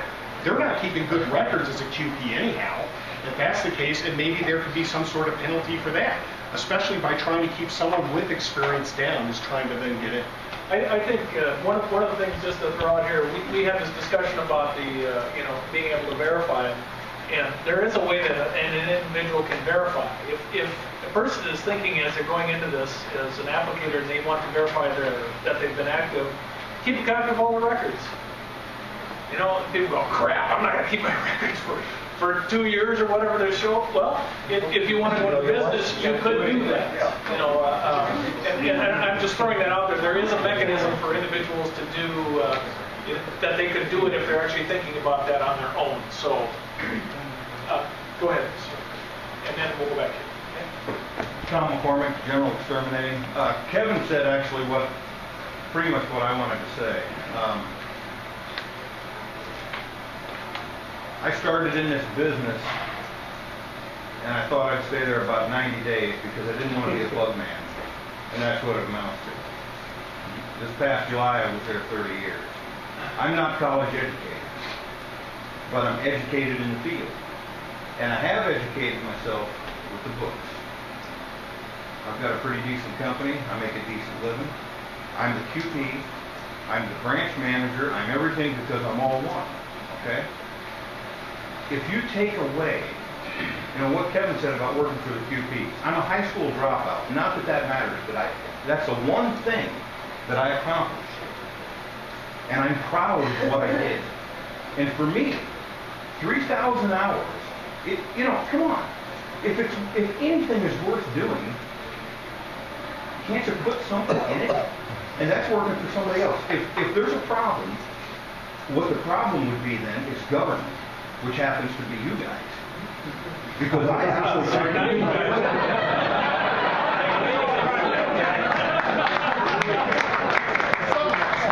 personally think that for the most part we're doing it right. And I know guys out there, I get guys that come to work for me, and I'm sure every other QP would say the same thing. I get guys that come to work for me, and they want a job. And they need to feed their families, and they need to do this, and they need to do that. 90 days later, when they think they know how to spray, they're ready to go start their own company because they know they're making this much each day and they're making somebody else rich. I think they need to earn the right to do that. And there's a lot of other things I could say, but they're slipping. But I would like to ask you this, and I'm not being sarcastic. How many of you, because you would like to get rid of hours, you'd like to see all that stuff gone, how many of you, we could go find a real bright college kid that can pass his test to fly an airplane, but he has no hours in the cockpit. Would you like to go? That's it. It's the same kind of thing. You wouldn't do it. None of you would get on because he'd kill you.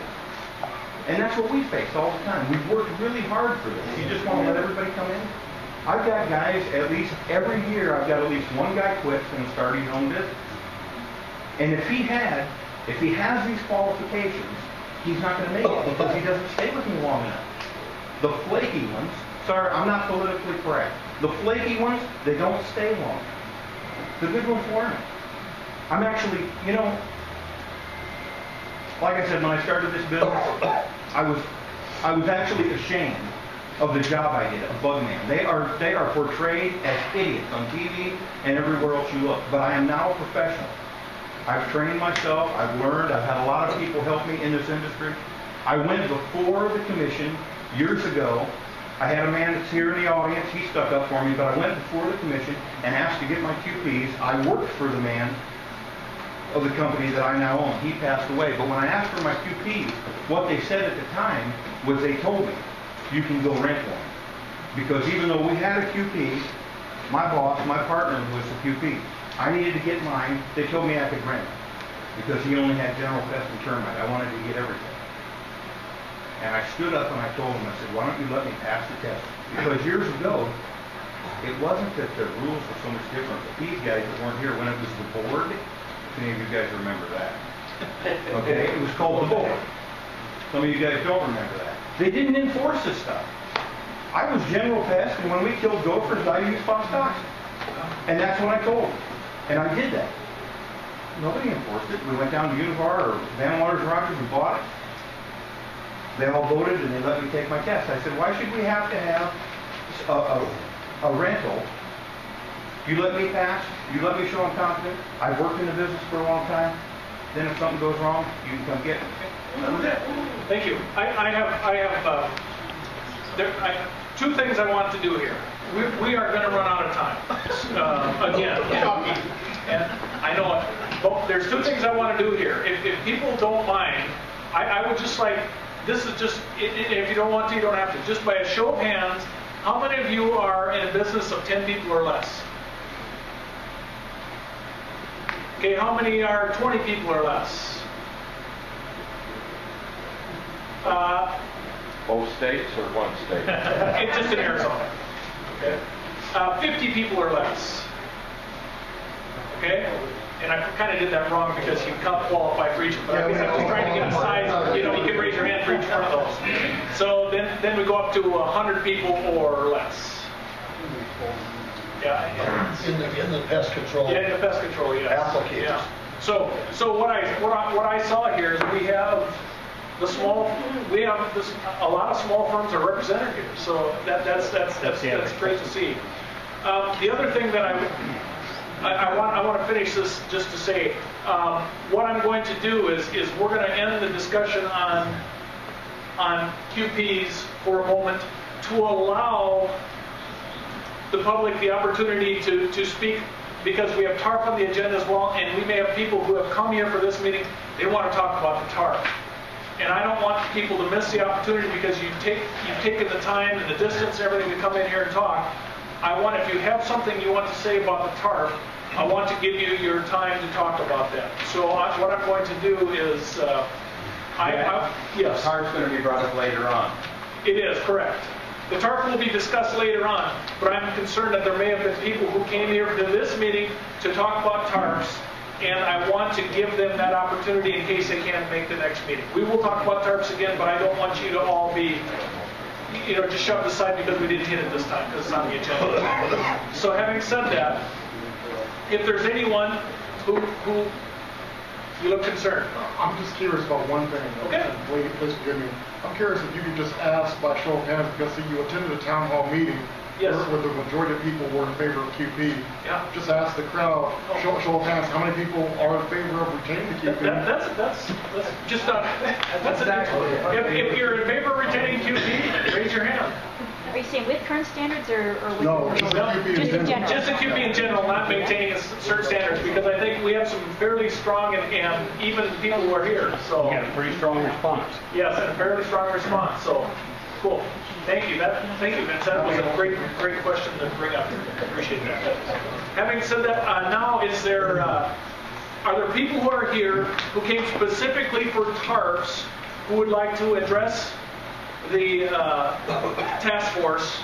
If so, I would ask that you take the opportunity now, stand up, introduce yourself, and say your piece. And if not, we'll just continue on. So, go ahead. Please stand up. My name's Heidi Hawkins. I'm with 5 Star Pest Control. I spoke with the ladies in our office about this, and honestly, as much as a pain in the butt they are, we're for it. Okay. We get on the computer, the site, several times a week to look stuff up. Okay. It's mega useful. People call and like, I don't know who I'm under contract with. Okay, well we can set an appointment, we can go out there, we can waste our time, or I can look it up and say, you know what? Instead of 10 gigs, you appreciate 3 years ago. I'd love to have you, but you've got a free warranty right now. Call us when it's up. We use it. Okay. So, Thank we're you. in favor. I appreciate that. Anyone else? I'll follow along. I don't use it. As a company, I don't use it, but I do an awful lot of termite work and termite WDI inspections. So I had our staff start to ask realtors, do they use it?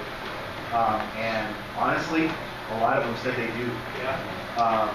And this is just the real estate market. The realtor said they use it. So I had them ask the next question is, what do you use it for? and the answer was to find out if the house has been treated and who we will talk to. And just those of you who had the opportunity to look at that TARP paper, we were surprised that this is getting 400 hits a day, and realize that that's includes weekends, and over the weekends that number drops significantly. So it's 400 per day, averaged over the 7 days of the week. And they also said that they keep the hit data, so to speak, when this information they get for a limited time frame. And this is not a high usage time. You come to spring, and this number is going to go up a lot more than 400. So I just wanted to throw that out there as well. So anyone else who, Phyllis, you'll be here with your. Well, you know how I stand on it. It's our turn. We are against the TARPs. We find it a useless system. Okay, thank you. Okay. I wanted to make sure that we got there. So, next steps with what we should do with this. In a way, we need to develop this. We'll do this the paper that kind of shows the two things side by side, because I think there actually is a whole lot of similarity between when you look at a custom applicator and a pest management professional. And And I think the issue is, I think a big issue with the qualifying party, this, and feel free to disagree with me, this is me talking, is that there's been this concern over a barrier of keeping people out of the industry that government has set up, and we need to address that perhaps as a separate issue. We're not saying that. What I'm seeing and what I've heard at the one town hall meeting is that the qualifying party needs to stay, but we need to address perhaps some of the how you get to that point. So we'll do the issue paper. Going forward, I mean, you folks sitting here, do you disagree with that statement, what I just made, which were similar? I'm hearing that the qualifying party is probably of benefit, because, and whether we call it qualifying party, whatever, I think maybe when we see things on paper, will be, perhaps we won't have as much, things will fall together a little bit. What's the QP cost a year? Program, individual. What is QP right now? Is it 150? Yeah, it's gonna get 150 to renew. Every year? Yeah. How many hours? 6. Same 6 can be used as your applicator. Yeah. So a day of training. Okay. A lot. Yeah, that's actually, I was going to say, it's the same as our custom applicators. They have to get 6 a year as well. So, The fee's less. yeah, our custom applicator is $100. But we're happy to raise your fee. We'd like to match your fee. We'd like to match your fee. Anything? Okay, Kurt. One more comment on the QP. If we're going to retain the QP, we may rename it on what we're going to do with it. But we need to make it, the definition of it broad enough to cover other entities out there that apply pesticides beyond the traditional pest control company. We've got a situation with golf courses. Should we make the superintendent of each golf course be responsible for the golf course? What about the cities, the counties, the state agencies that apply tremendous quantities of pesticides out there? How are we going to structure that as well? So we need to remember that aspect. For sure. Okay, thank you, Kurt. Go ahead. Harvey Logan, Western Exterminator Company. As you all know, there was legislation that gave the oversight of the structural pest control industry to the Department of Ag. And I, for one, supported that. I thought it was great. But I think it's important to remember that we are 2 separate industries, and we don't need to have exactly the same things. We are 2 separate industries. And I agree, Harvey. I think that, and that's the whole purpose of this task force, is to make sure that, the ag industry has been relatively satisfied with our regulatory oversight, and I think they want to make sure that we be put into the same regulatory agency. I think they want to make sure that we're not going to upset the apple cart one way or the other. So I agree. And then we have, go ahead. Fred Williams, Invader Pest Management. I wanted to say one thing too about the actual training and getting the QP license. Any one of my guys can go get a QP license. The training's great. If you've read all the books and got all the things, it's like getting an education. It doesn't mean you have responsibility in the company in any way, shape, or form. So, I mean, in some way, shape, or form, I'd like to see that be a level of all companies. We want you guys to go through the QP training and get that license and get that book. It doesn't mean you're in charge. So, but you can be a QP, and obviously a lot of guys hold their guys back and don't want them to get QP because they're afraid you're going to go get their license. So be it. I'd rather compete against the guy that has the training and the ability to do it right than the guy that can work for me for 3 months, put it up on Facebook, I'm starting pest control February 1st. I got one right now. I can tell you who he is.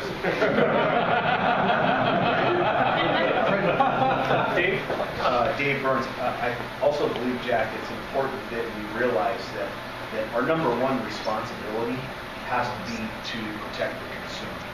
So whatever we do, we can't jeopardize the protection of the consumer as the end result. And I think the other side of this, people wipe on the knee, there's also the political side of this, and we have to make sure that we can go to the legislature if the decision is that it fits here, that what we're doing has done something positive, that the general public out there, the regulated community, can stand behind and say we've done something good. So we got the gentleman in the yellow shirt first.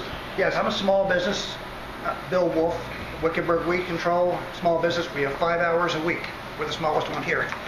But I really like the 3,000 hours application for the QP because it gives it value. Before I do something, I think about it. It's not a thing of, I've seen other people in Wickenburg with a big 50-gallon tank painting the yard orange and running, you know. They have nothing invested in it. I've got hours invested in it, and I'm going to do it right, and everybody working with me is going to do it right because I'm not going to lose my license over that. It gives it a value. Okay. Go ahead, and then we'll go to Henry. Melinda Akowski, AMA Exterminating. I just want to say another perspective of that 3,000 hours. It's not necessarily allowing just anybody into the industry. My husband and I started our company 10 years ago. We started in 2001. At that time, the licensing or the qualifying party was 24 months. Brought on my brother as a technician who had his weed certification for that 24 months, purchased the study materials, going to get him as our QP for the weed because he had just had a year and a half on that. However, then they went to the 3,000 hours. And so he was then disqualified from getting the qualifying party. So we've been without that weed ability to get that weed qualifying party for 9 years now, which is something that both of them are certified in, have been certified in, and are not just somebody just coming into the business. We've proven ourselves as a business. He's been in since 1993, but he's not eligible to be a qualifying party in weed because he can't get practical experience because we have our own company. So there's another aspect to it. It's just not letting anybody in. And that, I think, is the barrier issue that is, That's a real pet peeve for me, who's been in New York for 32 years and in the same position. Yeah, and we were shut out in 2003. John Bolton, my point is not to make this business easier to get into for any. My point is for it to be more workable for the professionals. The standards need to be high on these tests and everything else. We have a standard that we need to protect the public at all costs, as was mentioned before. But is 3,000 hours workable? Is the way that the QP is set up, is that workable? Or, I mean, wouldn't we all like to have somebody that we know is applying pesticides that has a direct supervisor that's making sure all these things, there's nuances to it. It's not trying to water down or de-professionalize the industry in any way, shape, or form. Make it workable to where professionals in the industry can make it work. And it seems like the structure that we have now doesn't work. That's why we're sitting here as a task force. Thank you. Okay, Henry? Let me just, Henry Schneider, International Accommodations. Since aviation was brought up, let me just use that to add some perspective to this whole thing. If I'm a pilot, I only need 50 hours to take somebody up, okay, to have necessary experience. I have to have the ticket, but I can get that within 50 hours. If I want to take people up and charge them a fee for taking them up, I only need 500 hours. All right, and I can take up 100 people in an airplane with just 500 hours experience. In fact, the regional airlines do it on a kind of regular basis. You know, maybe only 50 passengers at a time, but most of those guys have very low times, and most of us don't think too much about getting on a regional airline and flying around. So, you know, and you know, if one of those things falls out of the sky, they kill people. They don't kill one person; they kill a whole bunch of people. So, you know, like, why do we need 3,000 hours to go spray weeds? You know, we're not at all likely to do a lot of harm to individuals by spraying their yard with weed killer. All right. So what's next? Hey, Jack, can I say something? Yes. Jack McClure, I'm speaking on my own behalf. I haven't been asked by anybody to speak. And who are you with, please? What's that? And tell who you're with as well. Kim Tech Supply. I'm kind of new to the business. I started in 1972. In June, it'll be my 4th decade. So I don't, you know, and before that I taught a little bit of stuff in school. But I think what you need to know is that today's standard for an applicator license requires no real knowledge, no real experience, and no time in the field. That's a zero experience level in which you read some books or you went to a school that gave you the answers to these specific questions that will be asked, and you pass that test. And that has to be done within, you know, in general terms, it has to be done within 3 months of starting on a job site. So what we have to do is we have to understand that the applicator license is a zero experience, nearly zero knowledge level in which training is supposed to occur under the tutelage of a qualifying party license who has managed to pass a higher standard. Now, I don't want to, personally today, I don't want to argue hours and time. I think that if you haven't gotten experience in 5 years, in the last 5 years in the field, I think that's absolutely ludicrous. But that's me. You know, I think it's nuts. Nobody should be prevented from taking the exam because they didn't have experience in the last 5 years if they're already trained and they're knowledgeable. That's not the point. Keep in mind that you can't go from an applicator license to running and managing the entire business, whether you're the only person in the company or there's 100 people. There's a level of training that has to occur in order to meet the responsibilities of keeping people safe out there in the public and your fellow employees. So I just wanted to emphasize that. And when Eugene D. Young got the original contract with the EPA to put on the certification training manual, he hired some he enlisted help from Dr. Richard Kay, who's now in Cal Poly, and Dr. Ken Hobbs, and some other really, really super wonderful people. Ken Hobbs had a huge amount of experience in the business, plus being a professor. These guys knew what was going on, but that was still the minimum standard to start handling the pesticides in those days.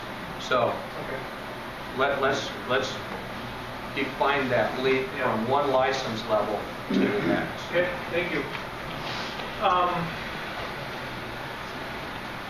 I guess just in my mind, I don't have the answer here, but we'll pull up this paper that shows the two side by side, which will I think will help people understand a little bit better. Also, I'm wondering if if with Casey's help and all of our help, maybe we can start putting something down on paper. I mean, I really think that where the rubber hits the road is where people look at it and they can start poking holes in it, is where some of this stuff is going to start to come together. And so, again, I'm based on what I said is that I'm hearing people like the QP. The thing that people don't like is that in certain circumstances it's a barrier to industry. We don't want to cheapen this industry in any manner. And when we start putting that down on paper, I don't know how we're going to do that, but that's when people can start yelling and screaming about things. Does that work for folks? Okay, Kirk, and we'll address the municipality. No, that's not what I'm talking about. I think we've heard both sides of the issue. I'm getting tired of talking about the EV personally. I know, that's why I'm trying to mind. We've been at it for like over 6 hours. Yeah.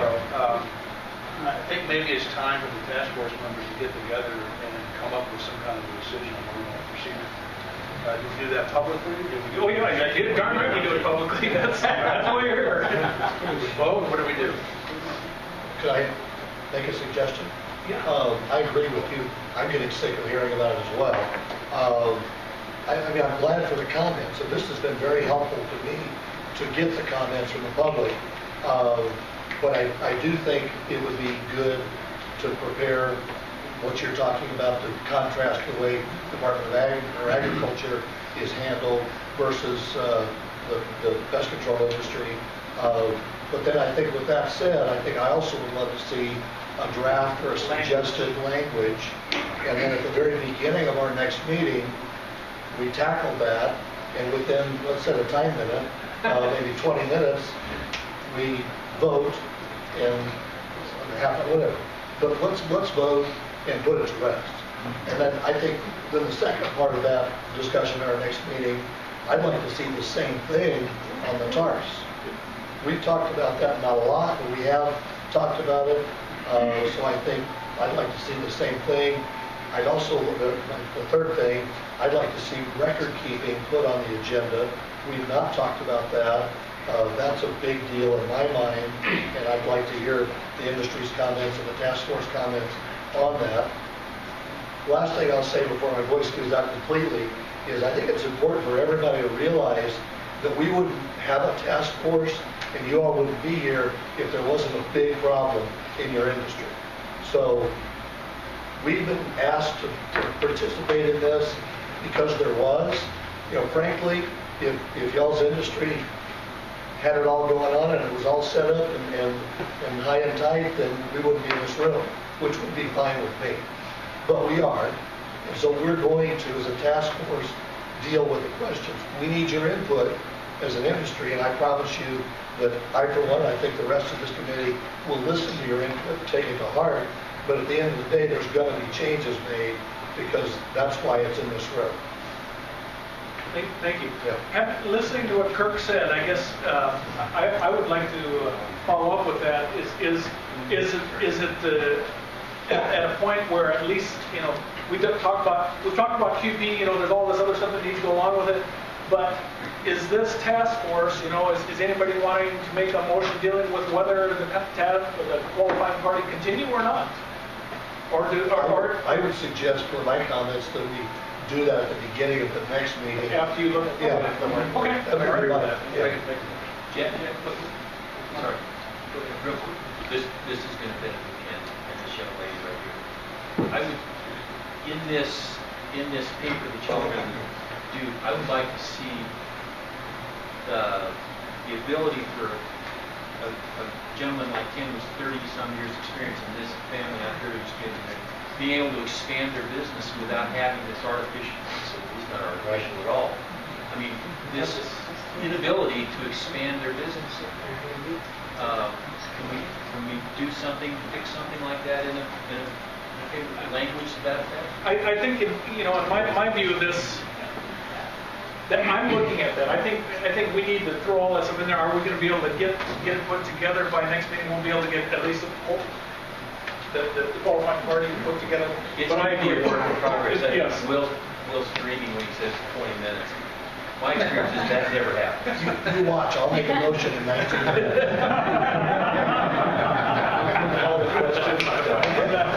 Okay. So we will. What I've heard is we'll do something on the QP, try to draft some language, and we'll also try to draft some language dealing with the TARP.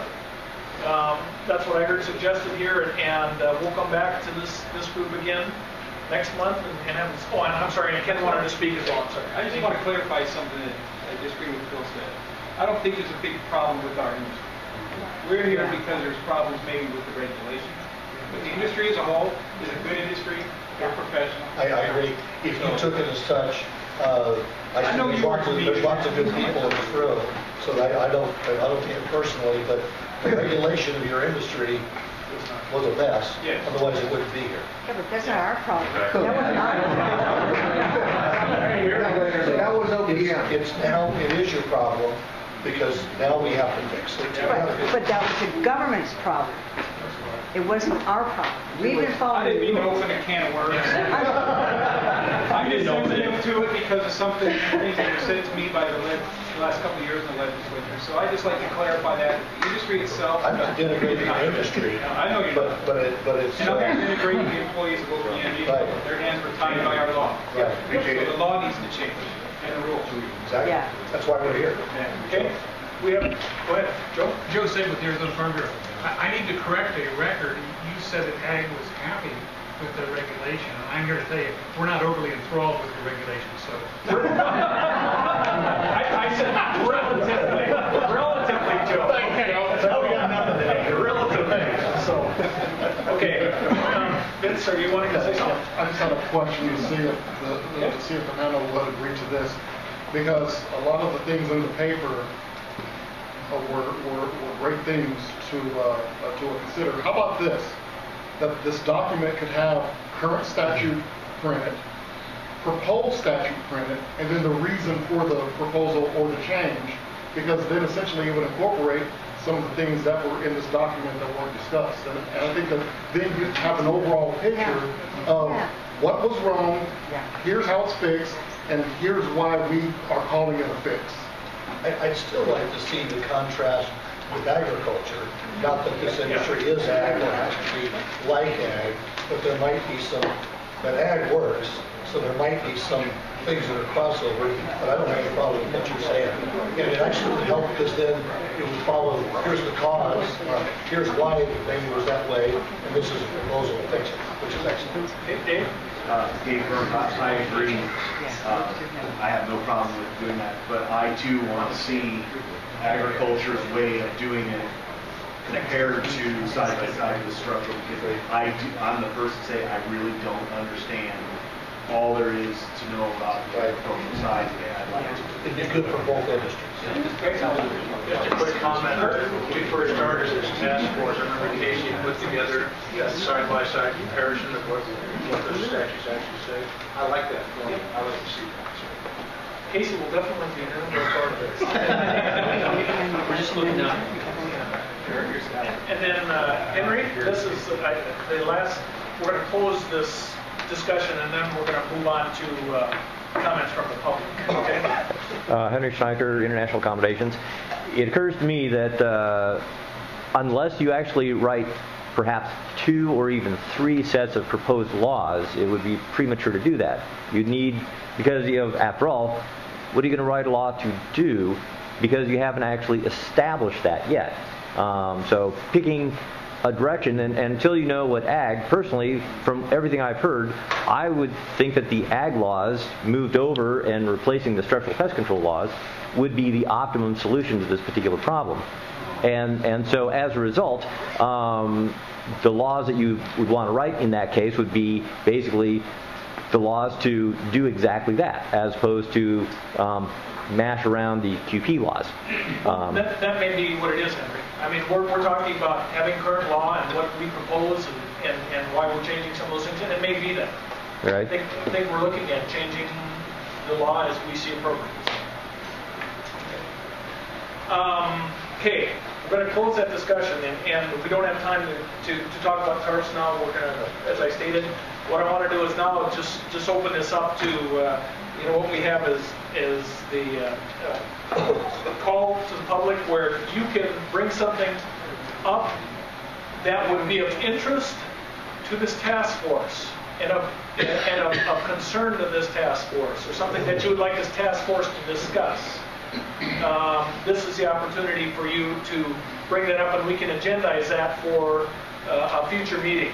We cannot comment on it, so you'll see at times perhaps, but we realize that we can't talk about them unless it's an agendized item. So at this point in time, I'm opening it up to the floor. And again, we're going to limit people to 2 minutes, and I'm glad it's 2 minutes because we've got a lot of folks here. So if you, again, you'll please stand up, speak loudly, introduce yourself, who you work for, and blah. So go ahead, Phyllis, and then. Chair Task Force, my name is Phyllis M. Faranga, President, It's Our Turn. I'm going to make a general statement for It's Our Turn. I believe it was Einstein who said the definition of insanity is when one repeats the same process over and over, expecting a different result. Allowing the structural pest control industry's oligarchs and wannabe oligarchs to push through status quo laws and regulations unsanitized into the Department of Ag would be like inviting Monsanto into the living room of an independent farmer to play Monopoly. How long do you think that family farmer is going to last? It is a slow creeping of requirements you need to protect yourself from. I see 2 ideologies here. One needs government handouts to survive. These businesses have learned that asking for regulations using lobbyists and public relation firms and working with government regulators will increase their profit margin by eliminating competition. We saw this at the town hall meeting orchestrated by Burns Pest Control and ASPRO. Those who were asking for high standards were the same few that destroyed our industry. For the consumers, the startups, the mini and the micro businesses in Arizona, we could not expand. The other ideology did not have to rob or steal in order to run their businesses. We used ideas, creativity, and hard work to run our businesses. We wanted limited government and free enterprise, eliminating regressive regulations. Thank you. And I'm just going to make one comment. Just realize that what people say are what their opinions are. Don't I don't want everybody to think that. Okay, so Yes, go ahead, sir. Please stand up and Rick Amalfi, Aquatic Consulting and Testing. If you would please, if the panel could take a look at a couple of the rules in particular. One is the definition of a B9 yeah, I got you at the last meeting. I got that written down. Got it? Okay, thank you. And the second one is under equipping a vehicle. There's a rule in there that says that the chemicals must be locked during transport. We have a problem in the aquatics industry. When we go to make an application, we don't have a small bottle of concentrate that we're putting in a 50-gallon spray tank and diluting it 100 to 1 or something. We usually have material that goes in the jug it comes in, and when we're talking about treating a 50-acre lake, we may be looking at 20, 30 containers plus a sprayer and the equipment in a truck. We can't lock during transport. I would just ask that maybe you look at maybe secure would be a better word than lock. It should be secured, obviously, during transport. I don't think any of the chemical companies, we have some drop ship. When we have hundreds of gallons that need to be, let's say, a Tempe Town lake, they deliver 30-gallon drums, they drop ship. That's not locked.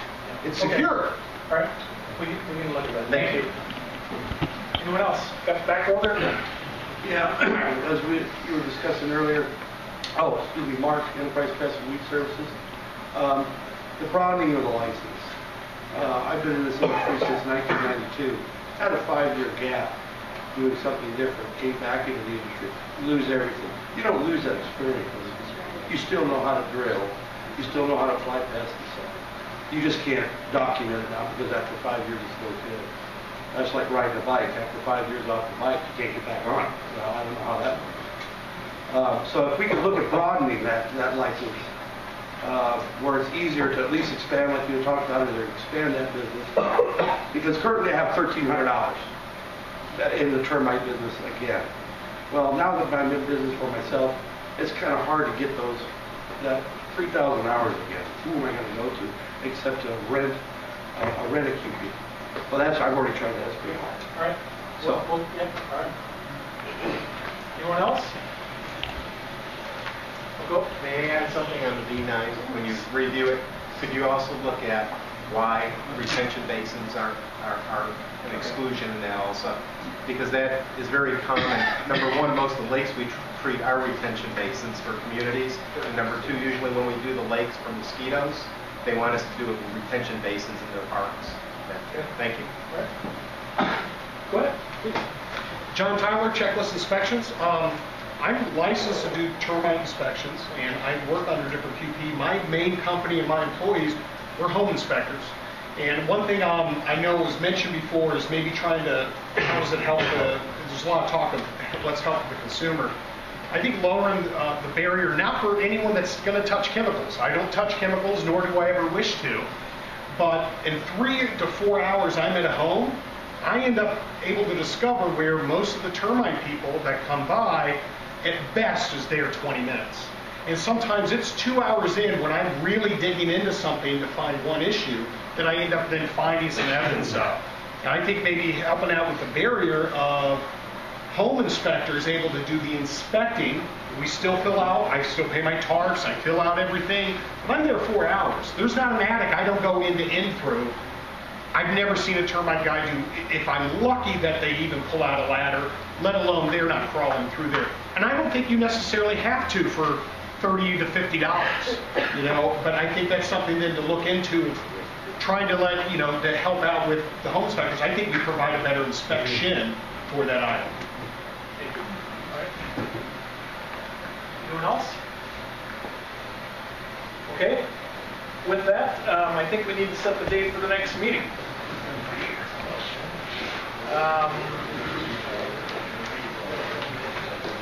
Jack, can I make a comment before we set the date? Oh, sure. Yeah. December 31st, 2012, we're supposed to go to the governor and state legislature on proposed changes to the current statutes, correct? I can't remember the exact, is it December 31st? I can't remember the exact date. Sometime, yeah, that's the date. Yeah, I guess my point is right now we seem to be just going around in circles and not really proceeding through this as we should. meeting once a month, are we going to finish this by the end of the year? Do we need to meet more often than we're currently meeting? Well, I'll tell you, that was, I actually had that on the agenda is talking about the future deadlines, because that was my concern. And this is my, I think the QP and the TARPs are two of the biggest issues that are, that industry is really going to be wrapped around. The rest of the stuff is, as long as we're fair and consistent, people are going to go, yeah, okay, we can do that. So I think these are the two big issues. And so I'm just looking for my private sanity as well. I couldn't meet more than once a month. I mean, we just couldn't get this stuff done and try to carry on our day-to-day activities. I mean, it's absolutely nuts. And I'm just speaking for myself. I couldn't do it. And so I'm going to request that we continue doing it on a monthly basis. If we're not getting there, maybe I'll have to, we'll move things up. But right now, I'm just asking that we continue to do it on a monthly basis, because I just couldn't do it. So I was just concerned. It's in my brain that we have to make sure that we get there, because in reality, even though this has to go to the legislature by December, we really need to have this done probably by August, so this can go, that everyone has the opportunity to see it, and legislative members can actually learn about this beforehand, because you get into the legislative session and they've got so much crap going on, they're not going to be worried about this issue. Okay. What do people want to look at a month? About the 15th, First to the 15th, February 1st or the 15th. 15th is good by me. I'm getting a lot of people. Okay, John? Okay. Dave? Okay, that's what we'll do. We'll do it Wednesday, February 15th at 10 a.m. again. No, not 10 a.m. 10.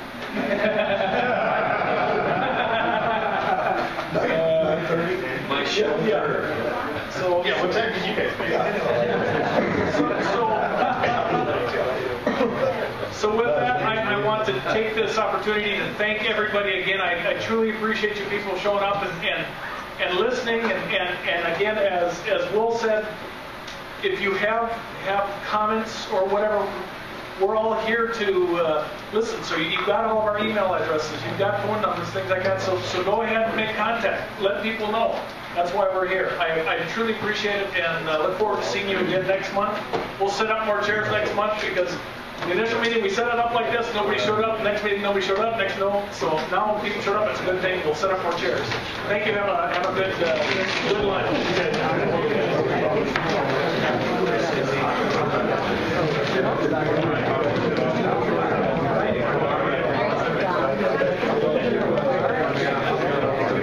Actually,